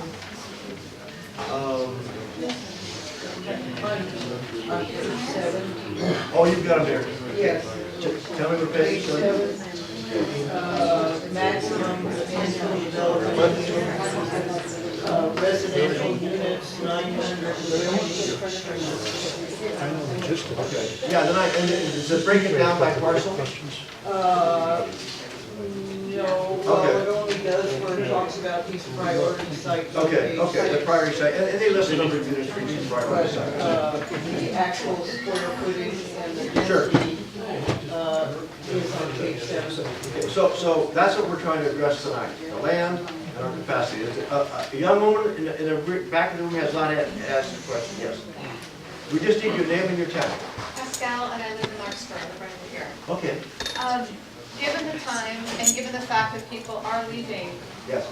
how can we better help you get what you need in order to, in the next week or so, prepare the document for your board? So in other words, we've discussed a lot of things, it's been very fluid, it hasn't been really following to the letter of the agenda, but with the remaining amount of time and the remaining amount of people, what salient points are left that you know about that we are unaware of, that we can help you with so that you have something concrete and valuable to combine into a document to present to your board? For me, I think reviewing some of the basic parts of the EIR, and when you first look at it, but if you look at it, there's certain elements that if you want to comment, you can send comments to me and Frank. Because we will be coming back to the board to report what we've heard tonight. And this is being taped. You can actually get a copy of this tape if you want. And the board will just give you a copy. But there's other things, that would, we have that 10 acres. I mean, I'm an advocate of open space. I didn't hear open space talked about. Yes, somebody did. Yeah, or maybe they did, but I'm just saying whatever you see that affects you as a ratepayer, and we didn't talk about it or it popped up in your head later, send me and Frank an email. We have a whiteboard. I'm happy to write stuff down. If some people are more visual, I'd be more than happy to jot notes down so that the audience here can see what other people are saying, and then maybe that can track it a little easier with the remaining time. Is there a reasonable marker over there? Great idea. There's markers right Go there. ahead. Okay, great, perfect. One thing I want to mention too, Scott Peoples, Kenfield. Everybody in this room, most everyone, part of the Ross Valley Sanitation District has those concerns.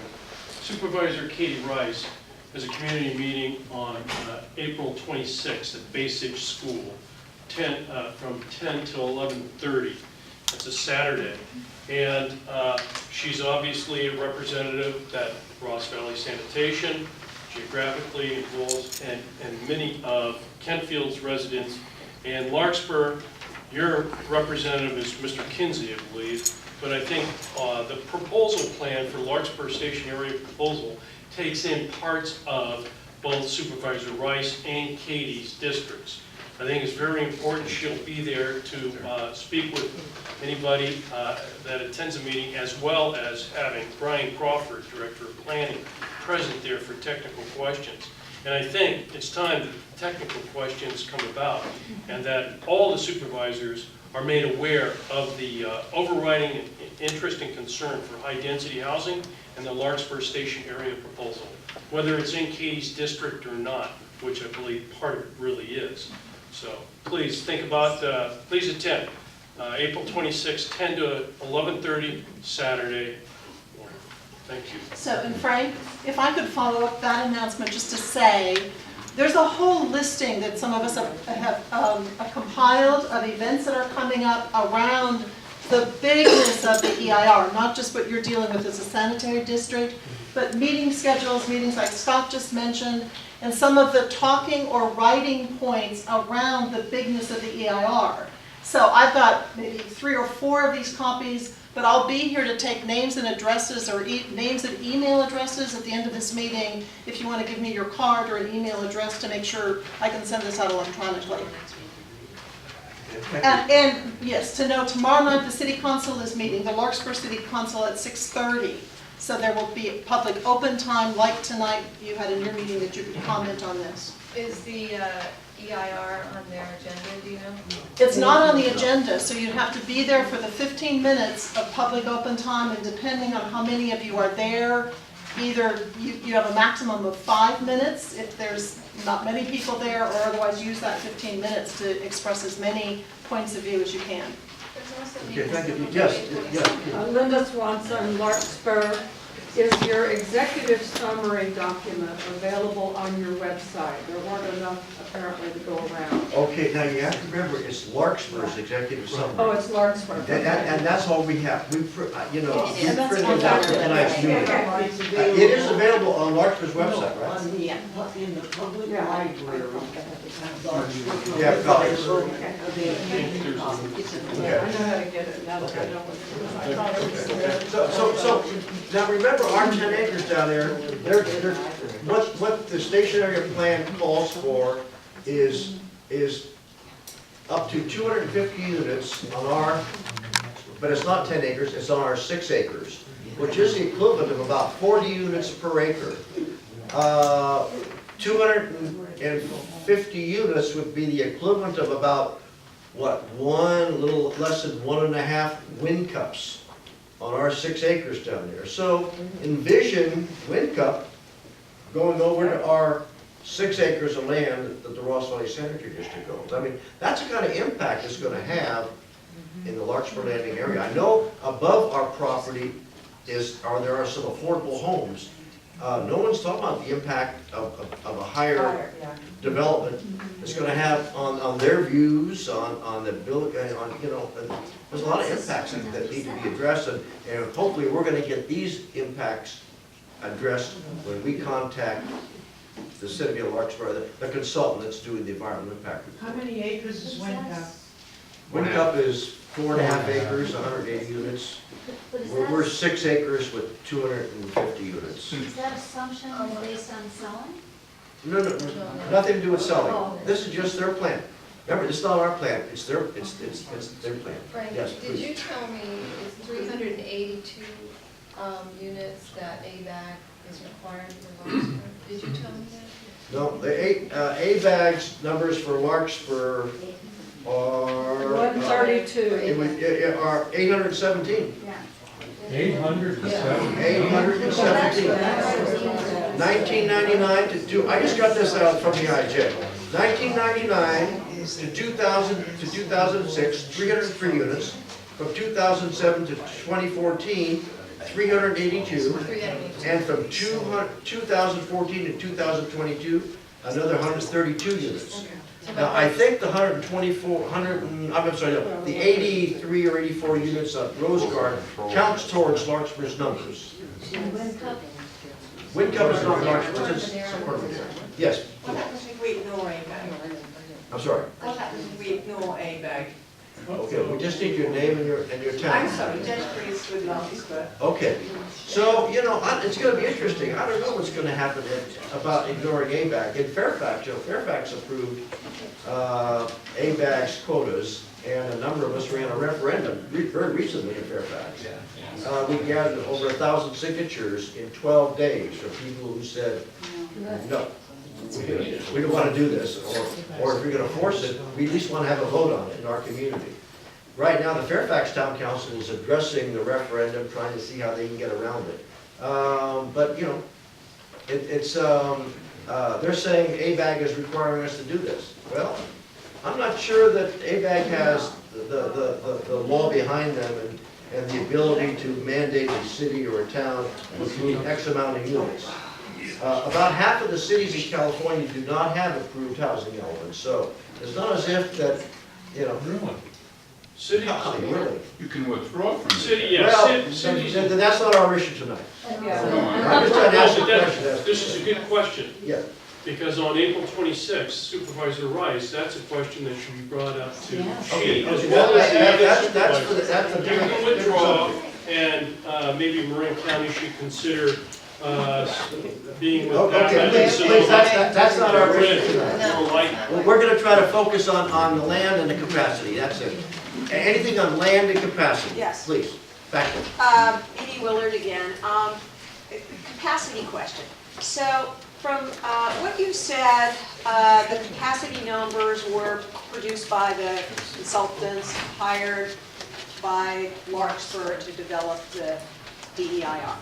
And my question is, when it rains, you have a problem with sewage flowing into Corte Madera Creek, which We is, do. which is why you have a problem with the EPA.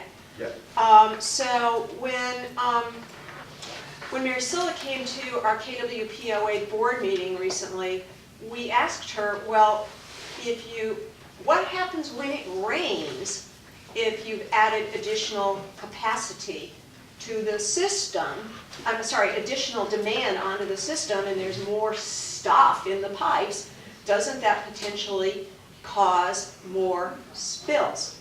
And we were reassured, no, but it sounds like the only studies that were done didn't actually look at that question. Is that correct? Well, probably the answer is maybe, rather than no. But I mean, but as far as you know, the Ross Valley Sanitary District has never done a study of what would happen if it rains and there's extra stuff in the system. We have data, we have a plan that we've recently approved. It's a plan that we approved after the consultant for Larkspur contacted our agency. Right. So is their data up to date? Well, probably not. Would it change much? I don't know, but we're gonna include that in our comments, our latest approved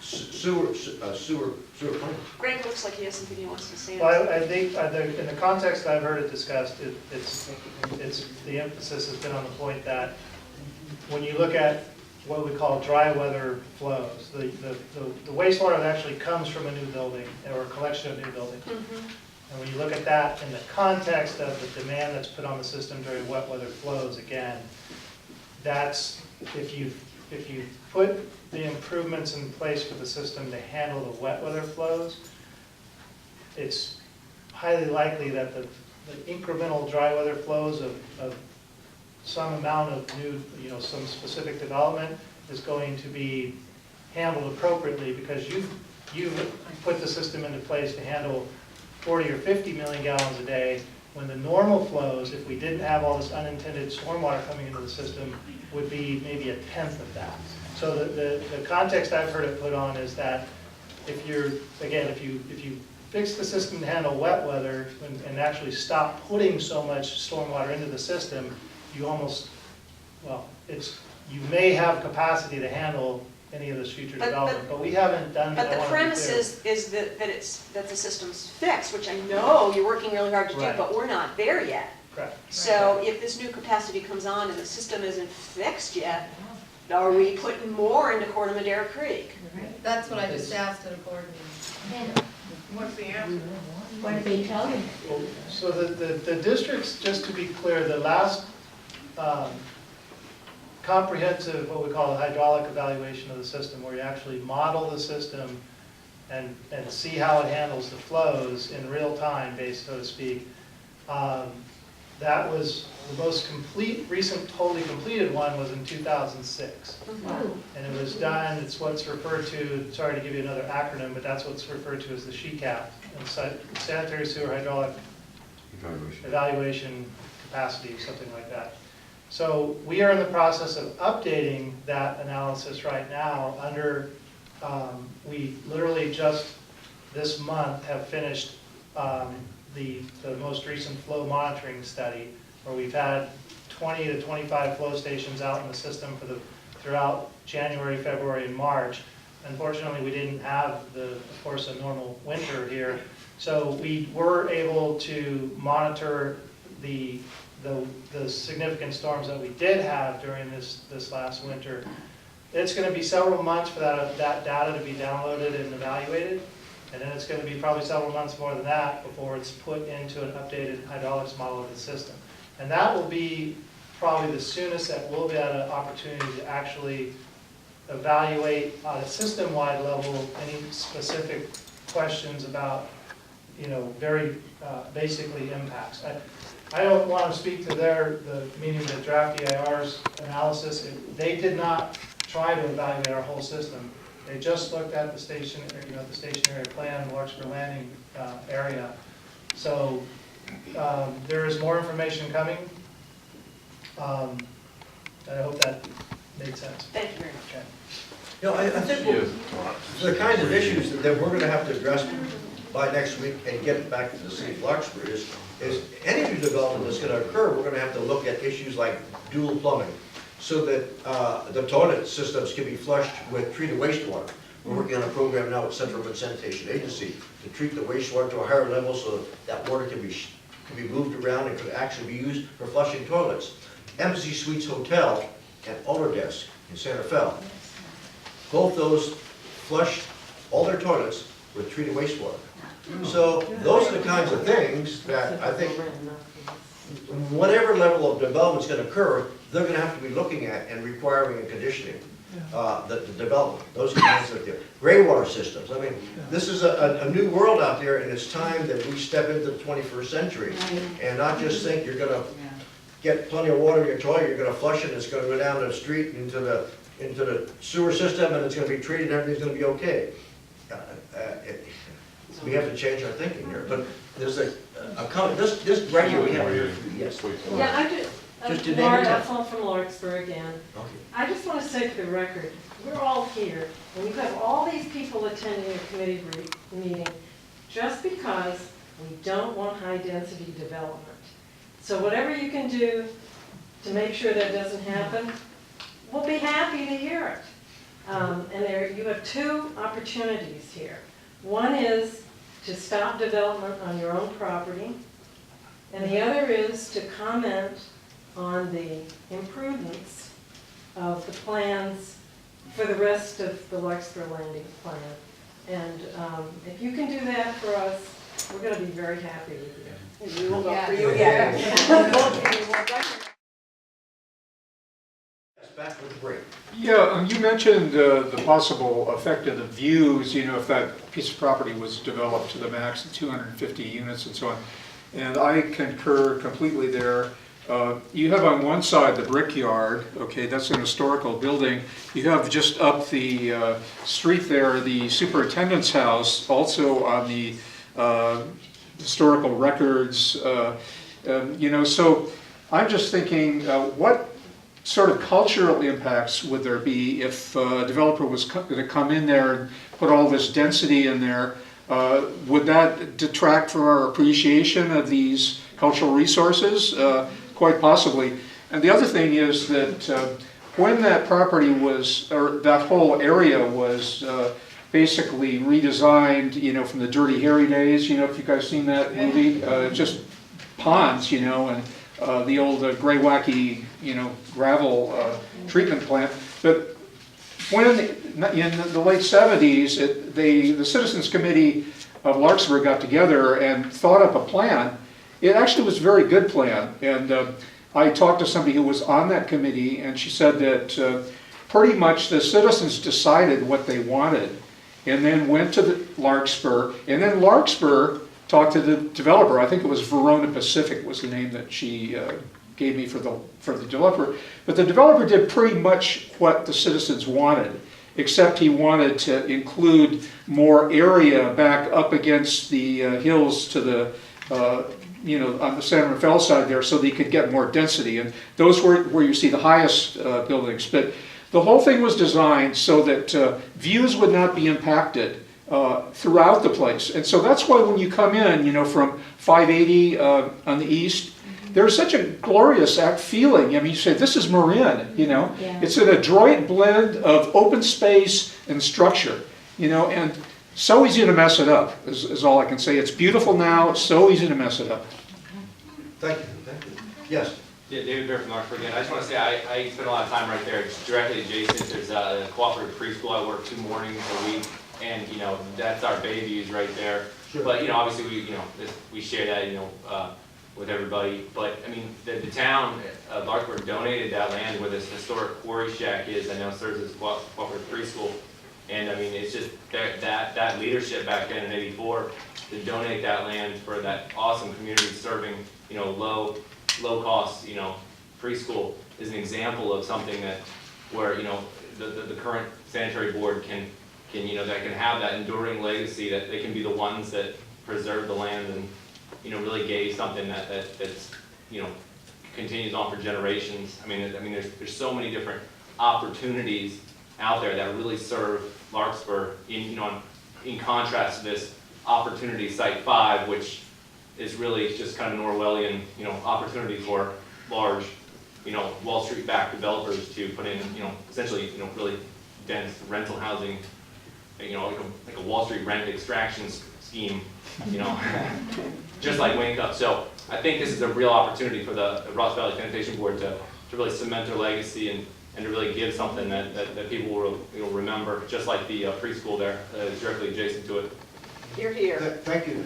Earlier, someone brought up a map that had the 4 or 5 ponds that I guess have now been filled. And Do you want it? I do. where did you get that? Oh, this is off of Google. Oh, What year is that? What year is that? You know what year? you know how long ago? Sorry? You know how long ago? How old that I just printed them yesterday. is? It's showing 5 ponds there right now? It was showing 1, 2, 3, 4, 5, 6, 7, 8 ponds yesterday, so they haven't updated for quite some time. Is there a And year on the map? and the picture shows that it's all been graded and covered over.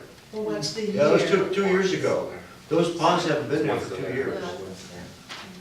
Oh, this one, yeah, one is still left in the woods. Is there one, oh, maybe one in the woods in the far corner that maybe one there. Yeah. Miwok Park. Okay, Do you want? sure.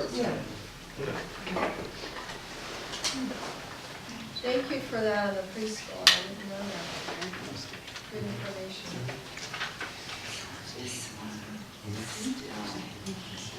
Right there, right now. Okay, okay. Right, okay, great, thank you very much. Okay. Okay, so let's, yes. I actually have a comment, and Just name in your town. Stephen Nessel, and I'm in unincorporated Marin. Okay. Live up I'm Marinwood. Okay. But I want to compliment both of you, the whole district, for conducting this meeting in an open fashion and listening to us. I can't tell you how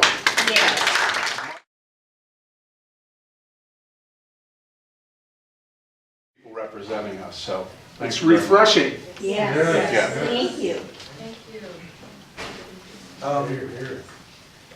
Yes. Jennifer Eastwood Larkspur. I just wanted to say to Pam, here's another one for open space, and I think something should be put there, but I think it's for everybody to enjoy. Open space is so treasured, and once it's gone forever. Yeah. We need Yes. some land. Yes, so land is covered with concrete. Kathleen Mulcahy, Larkspur, and I'll second that. I worked for the Park and Rec Commission over in Concord many years ago, and I was a very strong advocate on that board in regards to open space, and took several stands to make what was available still available to the community to enjoy. And I commend you, and I hope you're as able and supported by your constituents as well to make that a consideration. Yeah, you had a comment? No, okay. Frank, if you have 20,000 ratepayers and it costs $5 million, it's what, $250 a ratepayer?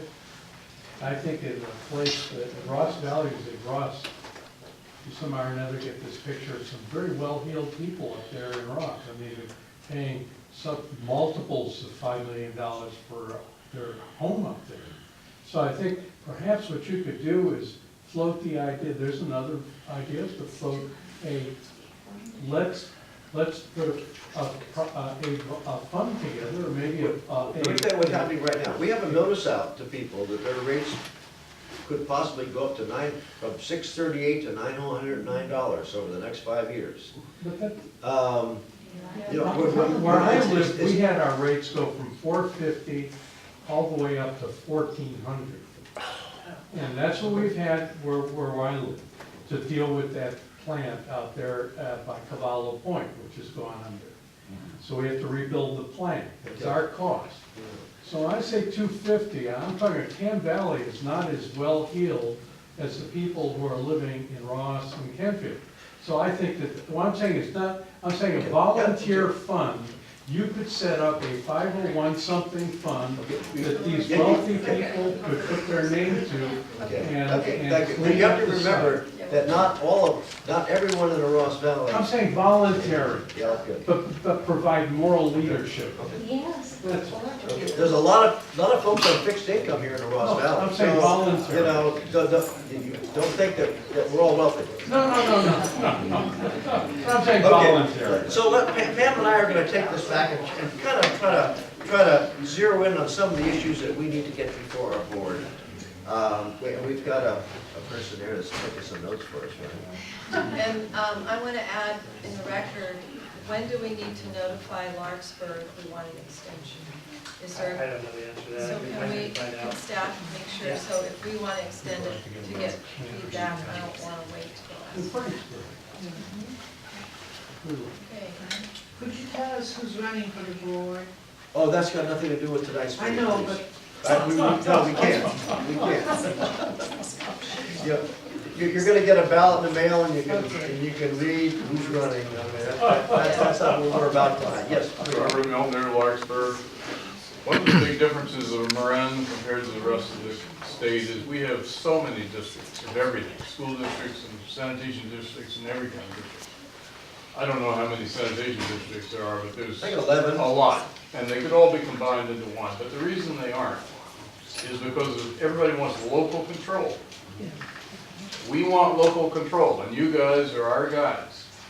So otherwise, we should just merge all of them and lose it because we don't have it anyway, if you don't represent us. And nobody here has said anything good about doing anything with that 10 acres, except fix it and leave it open.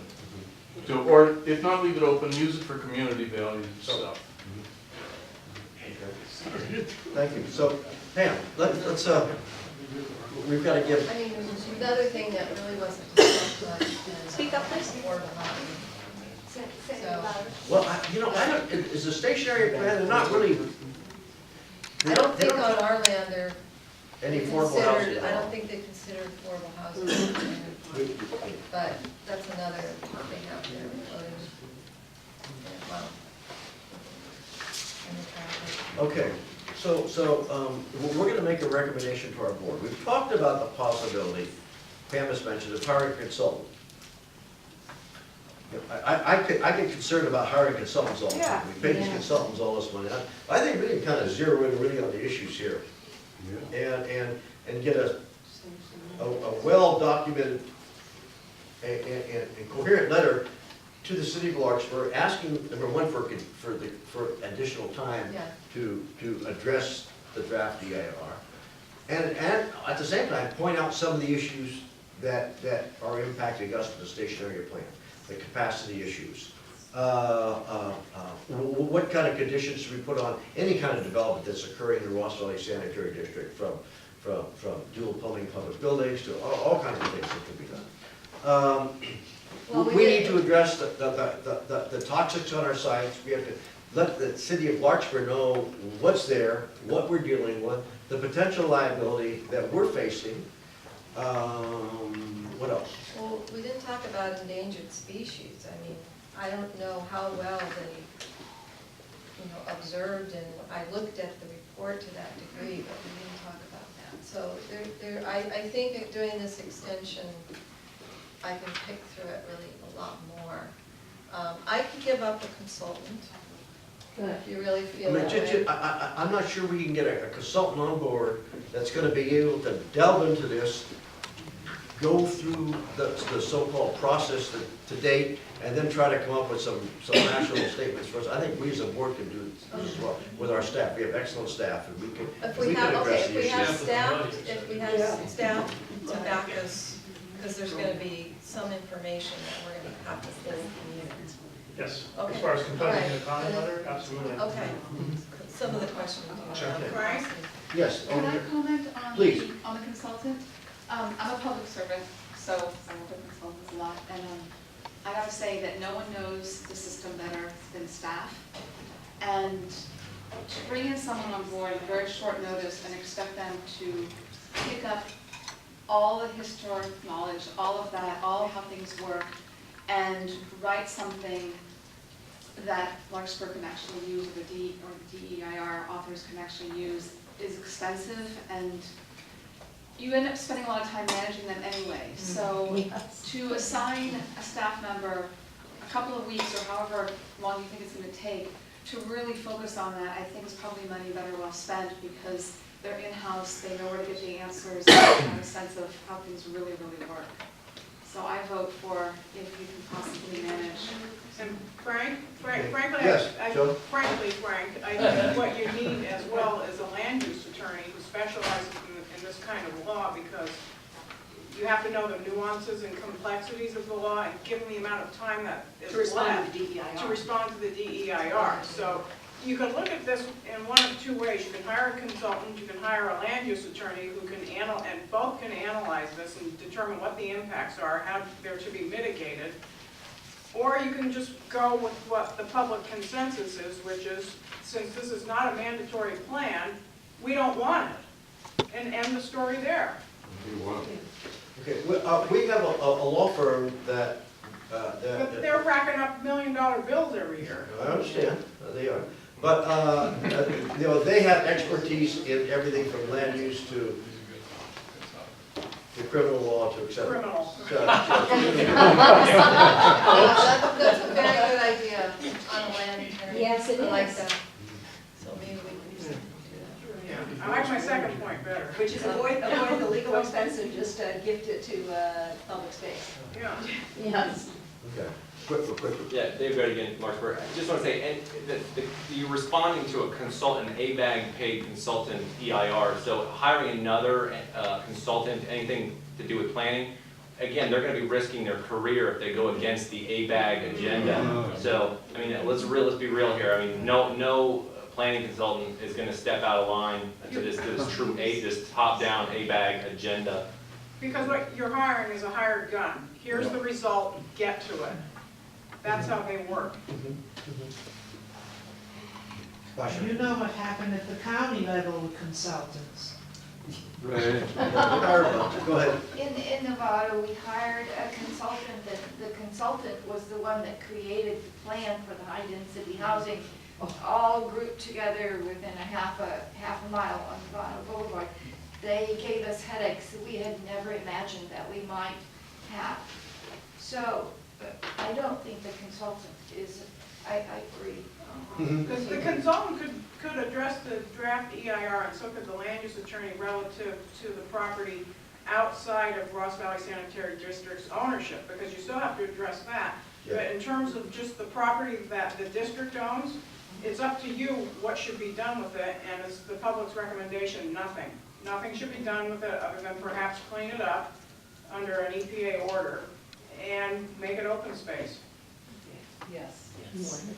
Okay, and that could be part of our recommendation to the board, or at least we can tell the board the sentiment of those who attended this meeting this evening was that the district ought to maintain the property in public ownership and look for a better public use of the land than the kind of development they're talking about. And one last question, if this money is if the property is sold for purposes of raising money to fix the infrastructure, it's my understanding that the infrastructure's expenses to fix are $180 million, and if the current market rate that this is being advertised as going for is 10 million, that's a drop in the bucket. In terms of the long-range view of this property, it belongs to the public, it should be kept in the public's ownership in perpetuity, as opposed to a drop in the bucket to pay $180 million in infrastructure. Absolutely. Okay, thanks. Pam, let's kind of, you want to kind of do a little wrap up here? Yes. And we've got our note taker, we're going to have to. Volunteer consultant here. Let's look at this. Okay, so reviewing, some of it's a little faded, but I think the capacity, the system capacity and the PCBs are probably the two things that stand out the most. So we can put that. And then this is hydrology model, but that would go into the capacity. That would be capacity, and we're developing this new hydrology model now for. That's what you're asking. Yes. And, what is that, historic structure views, and the, it's like a hillside or hilltop, protection of some kind from historic structure views. You want to translate, Pascal? Well, I was just also sort of writing down what people were commenting, Sure. the things that they liked. I mean, one gentleman over there said that he really appreciated coming up and seeing open space, open ridge tops. Another gentleman mentioned that the historic properties were of value to the community, and then of course preserving the views as much as possible. And there was lots and lots of mention of open space. If I could do this really well, it would all show up like things were bigger, that whole crowdsourcing thing. I'm not that good. Keep the property publicly owned / open space, and really you are a connection to local control, so please remember your power. Let's see, and system capacity, basically storm runoff and user flow, and what is the max load for this, how to prevent spills into the creeks. And then the general manager mentioned the hydrology model and the evaluations on the current capacity is currently underway, and it's about a year off for total report. Is that about right? That's probably a good estimate, sure. Yeah. And then Thompson's, please stay transparent with the issues here and including the cost of cleanup in relation to eventual use of the land. Can I make a quick? Frank, you got a question? Sure, please. I didn't want to get into this prematurely, so just as a brief update, well, Frank and Pam already alluded, we for the past year, or about a year ago, we did revisit discussions with the Golden Gate Bridge Highway Transportation District on looking at a interim parking agreement for the site, for the reasons everyone's clear on. The reason that hasn't gone forward is because as we started that discussion, we realized that the what I'll kind of refer to as the PCB issue had not really been fully resolved. And what that meant was it wasn't clear that the site was suitable for the interim parking uses under the federal regulations on that type of thing. So starting in late 2013, roughly, we did enter into discussions with the EPA Region 9 staff in San Francisco, and those discussions are ongoing. But what they are, basically, the point that they're at right now is that we're working on what we call a two-stage application to get clearance for the interim parking agreement, which might be plausible, or we're hoping it will be something that they can buy into, with some minimal improvements to address, things like rainfall infiltration and so forth, and make sure the site is suitable for the parking uses. And then there would be a longer-term second stage application to determine exactly what is needed to make the site suitable under the federal guidelines for long-term uses like commercial or residential and so forth. So that is in progress.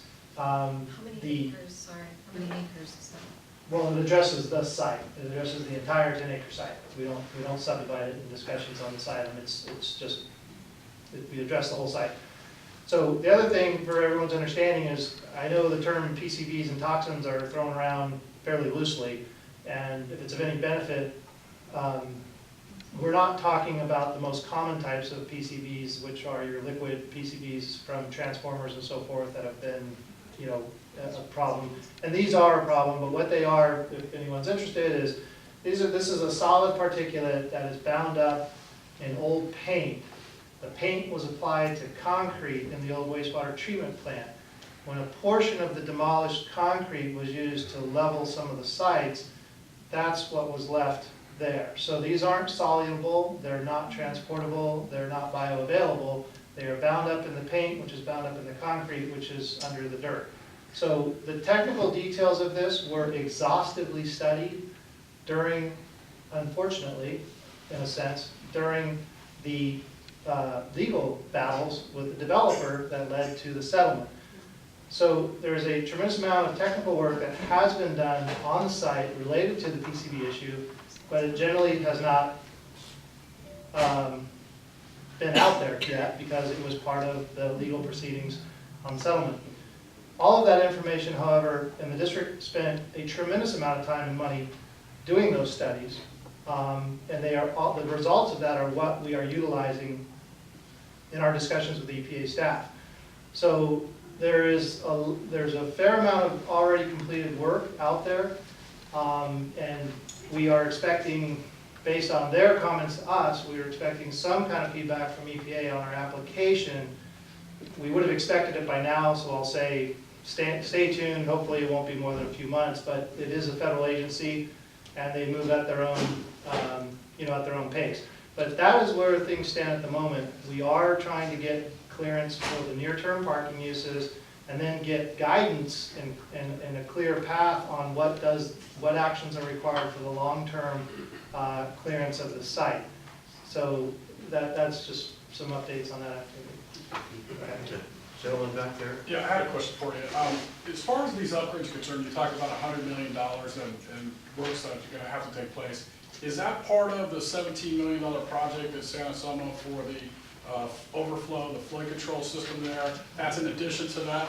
I don't think You mean Memorial Park? Yeah, Memorial Park project. So this is in addition to that? Memorial Park, that's a flood control issue. That's different. The town of San Anselmo and the county of Marin, we happen to have some of our best pipe under Memorial Park. Got it. It costs us about $1 million to move it if that project goes forward, but that's not part of this conversation. And then the other part I have that just kind of follow up is, if for example, this $180 million that's being projected, is that going to go back to the people for a vote? Or is because of this high density housing, is that going to be mandated that they're going to have to improve it without the vote? Well, when you say back to a vote. Yeah, I'm saying back to the people for a vote. Is it going to be on a ballot so that they know, just like, if a 2/3 majority is required to increase their taxes? No. Obviously, somebody's going to pay for that. Is that going to be brought back to the people for a vote, or is that mandated because of the high density housing that's going to be put up? Well, I don't think we can really answer that question tonight. It's a decision by the Larkspur City Council. So, on the stationary plan, that's a city of Larkspur decision. On the 10 acres at Larkspur Landing, that's our decision. On the capacity issues, we've got to give the final approval for the capacity issues. How much of that's going to go on the ballot? Well, right now we're doing what's called a Prop 218 tax increase proposal. So all of our residents got a notice in the mail that the rates could go up X amount of dollars over the next 5 years.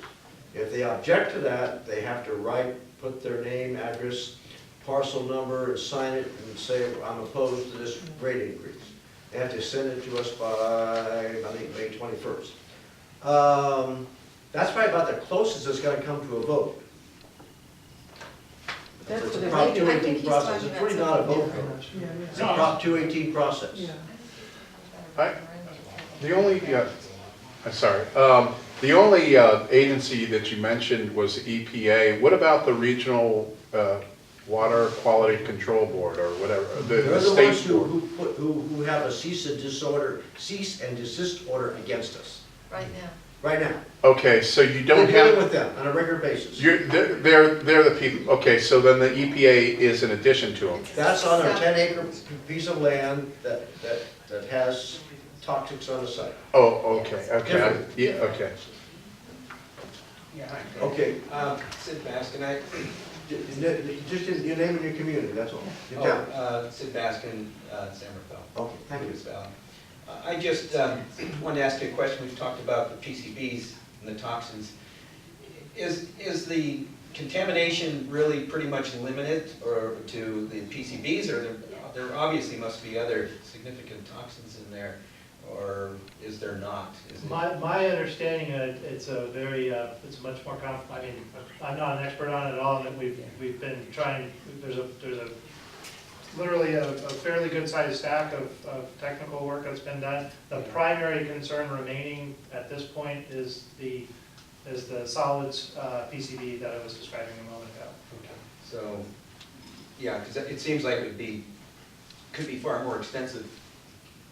Yeah, than and we're addressing to be here. clear, in my description, I don't want to in any way imply that that's not still a significant issue. I just wanted to clarify what we do know about that issue at the moment. Right, okay, I was assuming that it wasn't limited. I would imagine this, we're gonna have to do some core drilling down there. Yeah. And take a look at what's down there. Yeah.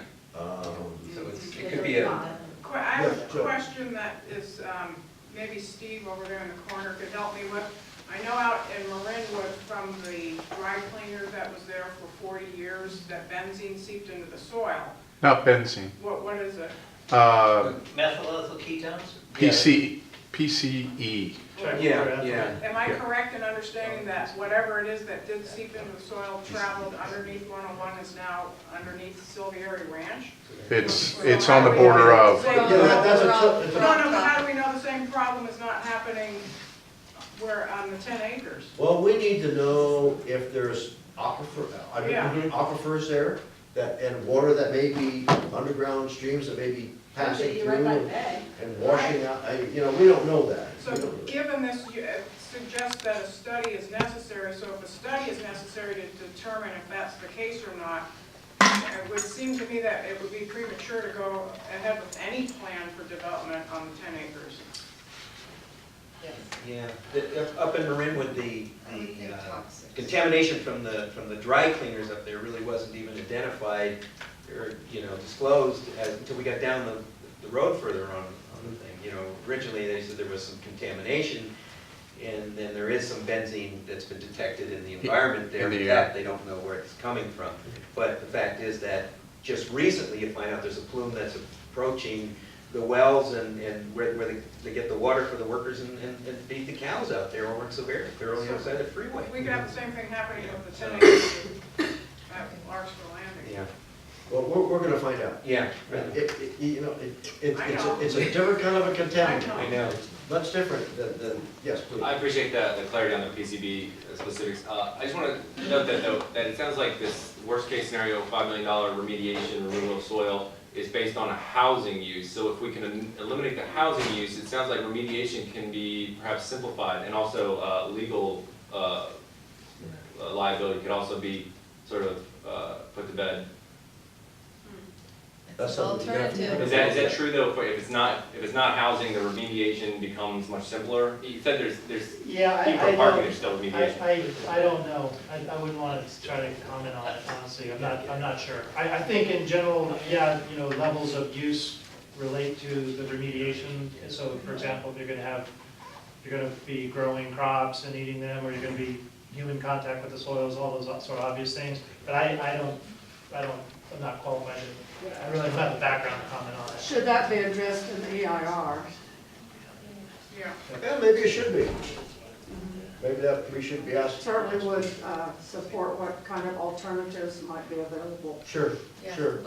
I have a question. We'll put that in our comments. Robert Miltner, Larkspur again.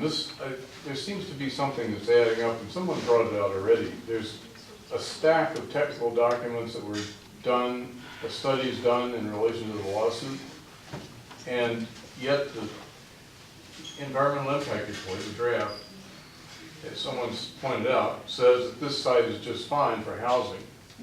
Well, obviously, those people, if that shows you something about the depth of study that and we have from our manager here, that they did come in and look at the data, but it was the outdated data. What kind of questions does that raise about the entire draft environmental impact report. I would imagine that they. They tend not to find many things wrong in these reports, at least the ones that Larkspur hires. I've been involved with this. I would city imagine for a they long didn't time. look at the out-of-court settlement and data that went into the discussions to. So they didn't find a problem with building houses on that 10 acres, So since this gentleman and I'm both from Larkspur, we give you total permission to go ahead and put that in your That seems suggestions. like a pretty strong point. Yeah. Yeah, actually. the lawsuit's over, we can do that. I mean, Yeah, It was we have locked nothing to up. hide. No, it's done. Don't hide. It's all public. Please put it out in black and white. all We public. as citizens will be very pleased.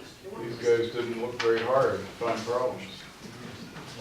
Because if we're scratching our head as a community seeing things, and you guys are representing us from this particular aspect, the more we are very clear about our uneasiness from our gut level feeling, the better we are situated for moving ahead. You know,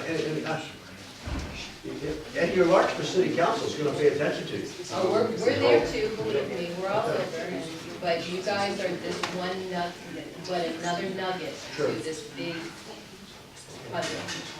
Okay. Pam, anything further? I want to say there is, Two of us, we've all been taking notes too. Yeah. We're gonna get our notes to Greg and We'll see. and we're gonna try to get a report to the board in the next couple of days, because our agenda goes out Friday. So you'll be able to go on the website and see what was our agenda for next Wednesday night. this is a little bit off subject, but there is a study out in Caltrans, TOD, which is the transit-oriented density. You might want to look at that. It talks about, it's pretty recent, I believe, but it talks about how these density developments occur and they address it. But, you know, it was interesting, is on May 16th of 2013, less than a year ago, the city of Larkspur wrote the Metropolitan Transportation Commission with concerns about ABAG, the numbers, the one Bay Area plan. So, I mean, Larkspur's, they know what's going on here. No, and And they've already expressed their concerns. Through the Wind Cup, no, they are all addressed in the Wind Cup as well, as far as their concerns in regards to the Wind Cup. But what we still are submitted to the borders to be able to I'm gonna walk over to And a they- closer look and get those. Oh, no, Okay. no, That work? Okay? I guess we're gonna wrap it up, we're gonna adjourn then. I'm gonna walk over I and think make sure we I've got all your notes down. But I think we should meet one more time before the report goes. The two of us? Yeah, I do. There's so many community members here, I think we should try to meet one more time before you go on vacation. As a board? Uh, Are you talking before next Wednesday night? No, Oh, okay. No, after, we can do that. yeah. So I leave May 6th for Italy. We've gotten my wife through triple negative breast cancer, operation, chemo, radiation, and we haven't had a vacation for 3 years. So we're leaving the month of May. And, I won't be here for the May meeting, but I'll be back, we'll be back at the end of May. So, just to let you know, if you don't see me at the May meeting, that's where I am. We booked flights and we're getting out of Dodge for the month of May to celebrate no cancer. Mammograms a month and a half ago had showed no cancer, so. So there's going to be another one just like this? I Is this want what you're to do proposing? another one. Well, perhaps Pam and I will do another one before May Right, 6th. yeah, before he leaves. Before May 6th. But we're gonna meet as a board, we meet next Wednesday night, right here. And I would imagine that the board will listen to what we're recommending. Well, we're just gonna report out at that board meeting. It won't be on the agenda. We're just gonna report. Oh, I think it's a good, oh, yeah. Yeah, it's It on the is? agenda. Oh. Yeah, report from this committee to the board, absolutely, oh, yeah. We're used to working under pressure, no big deal. Okay. So Motion to- this meeting is adjourned. Really appreciate it.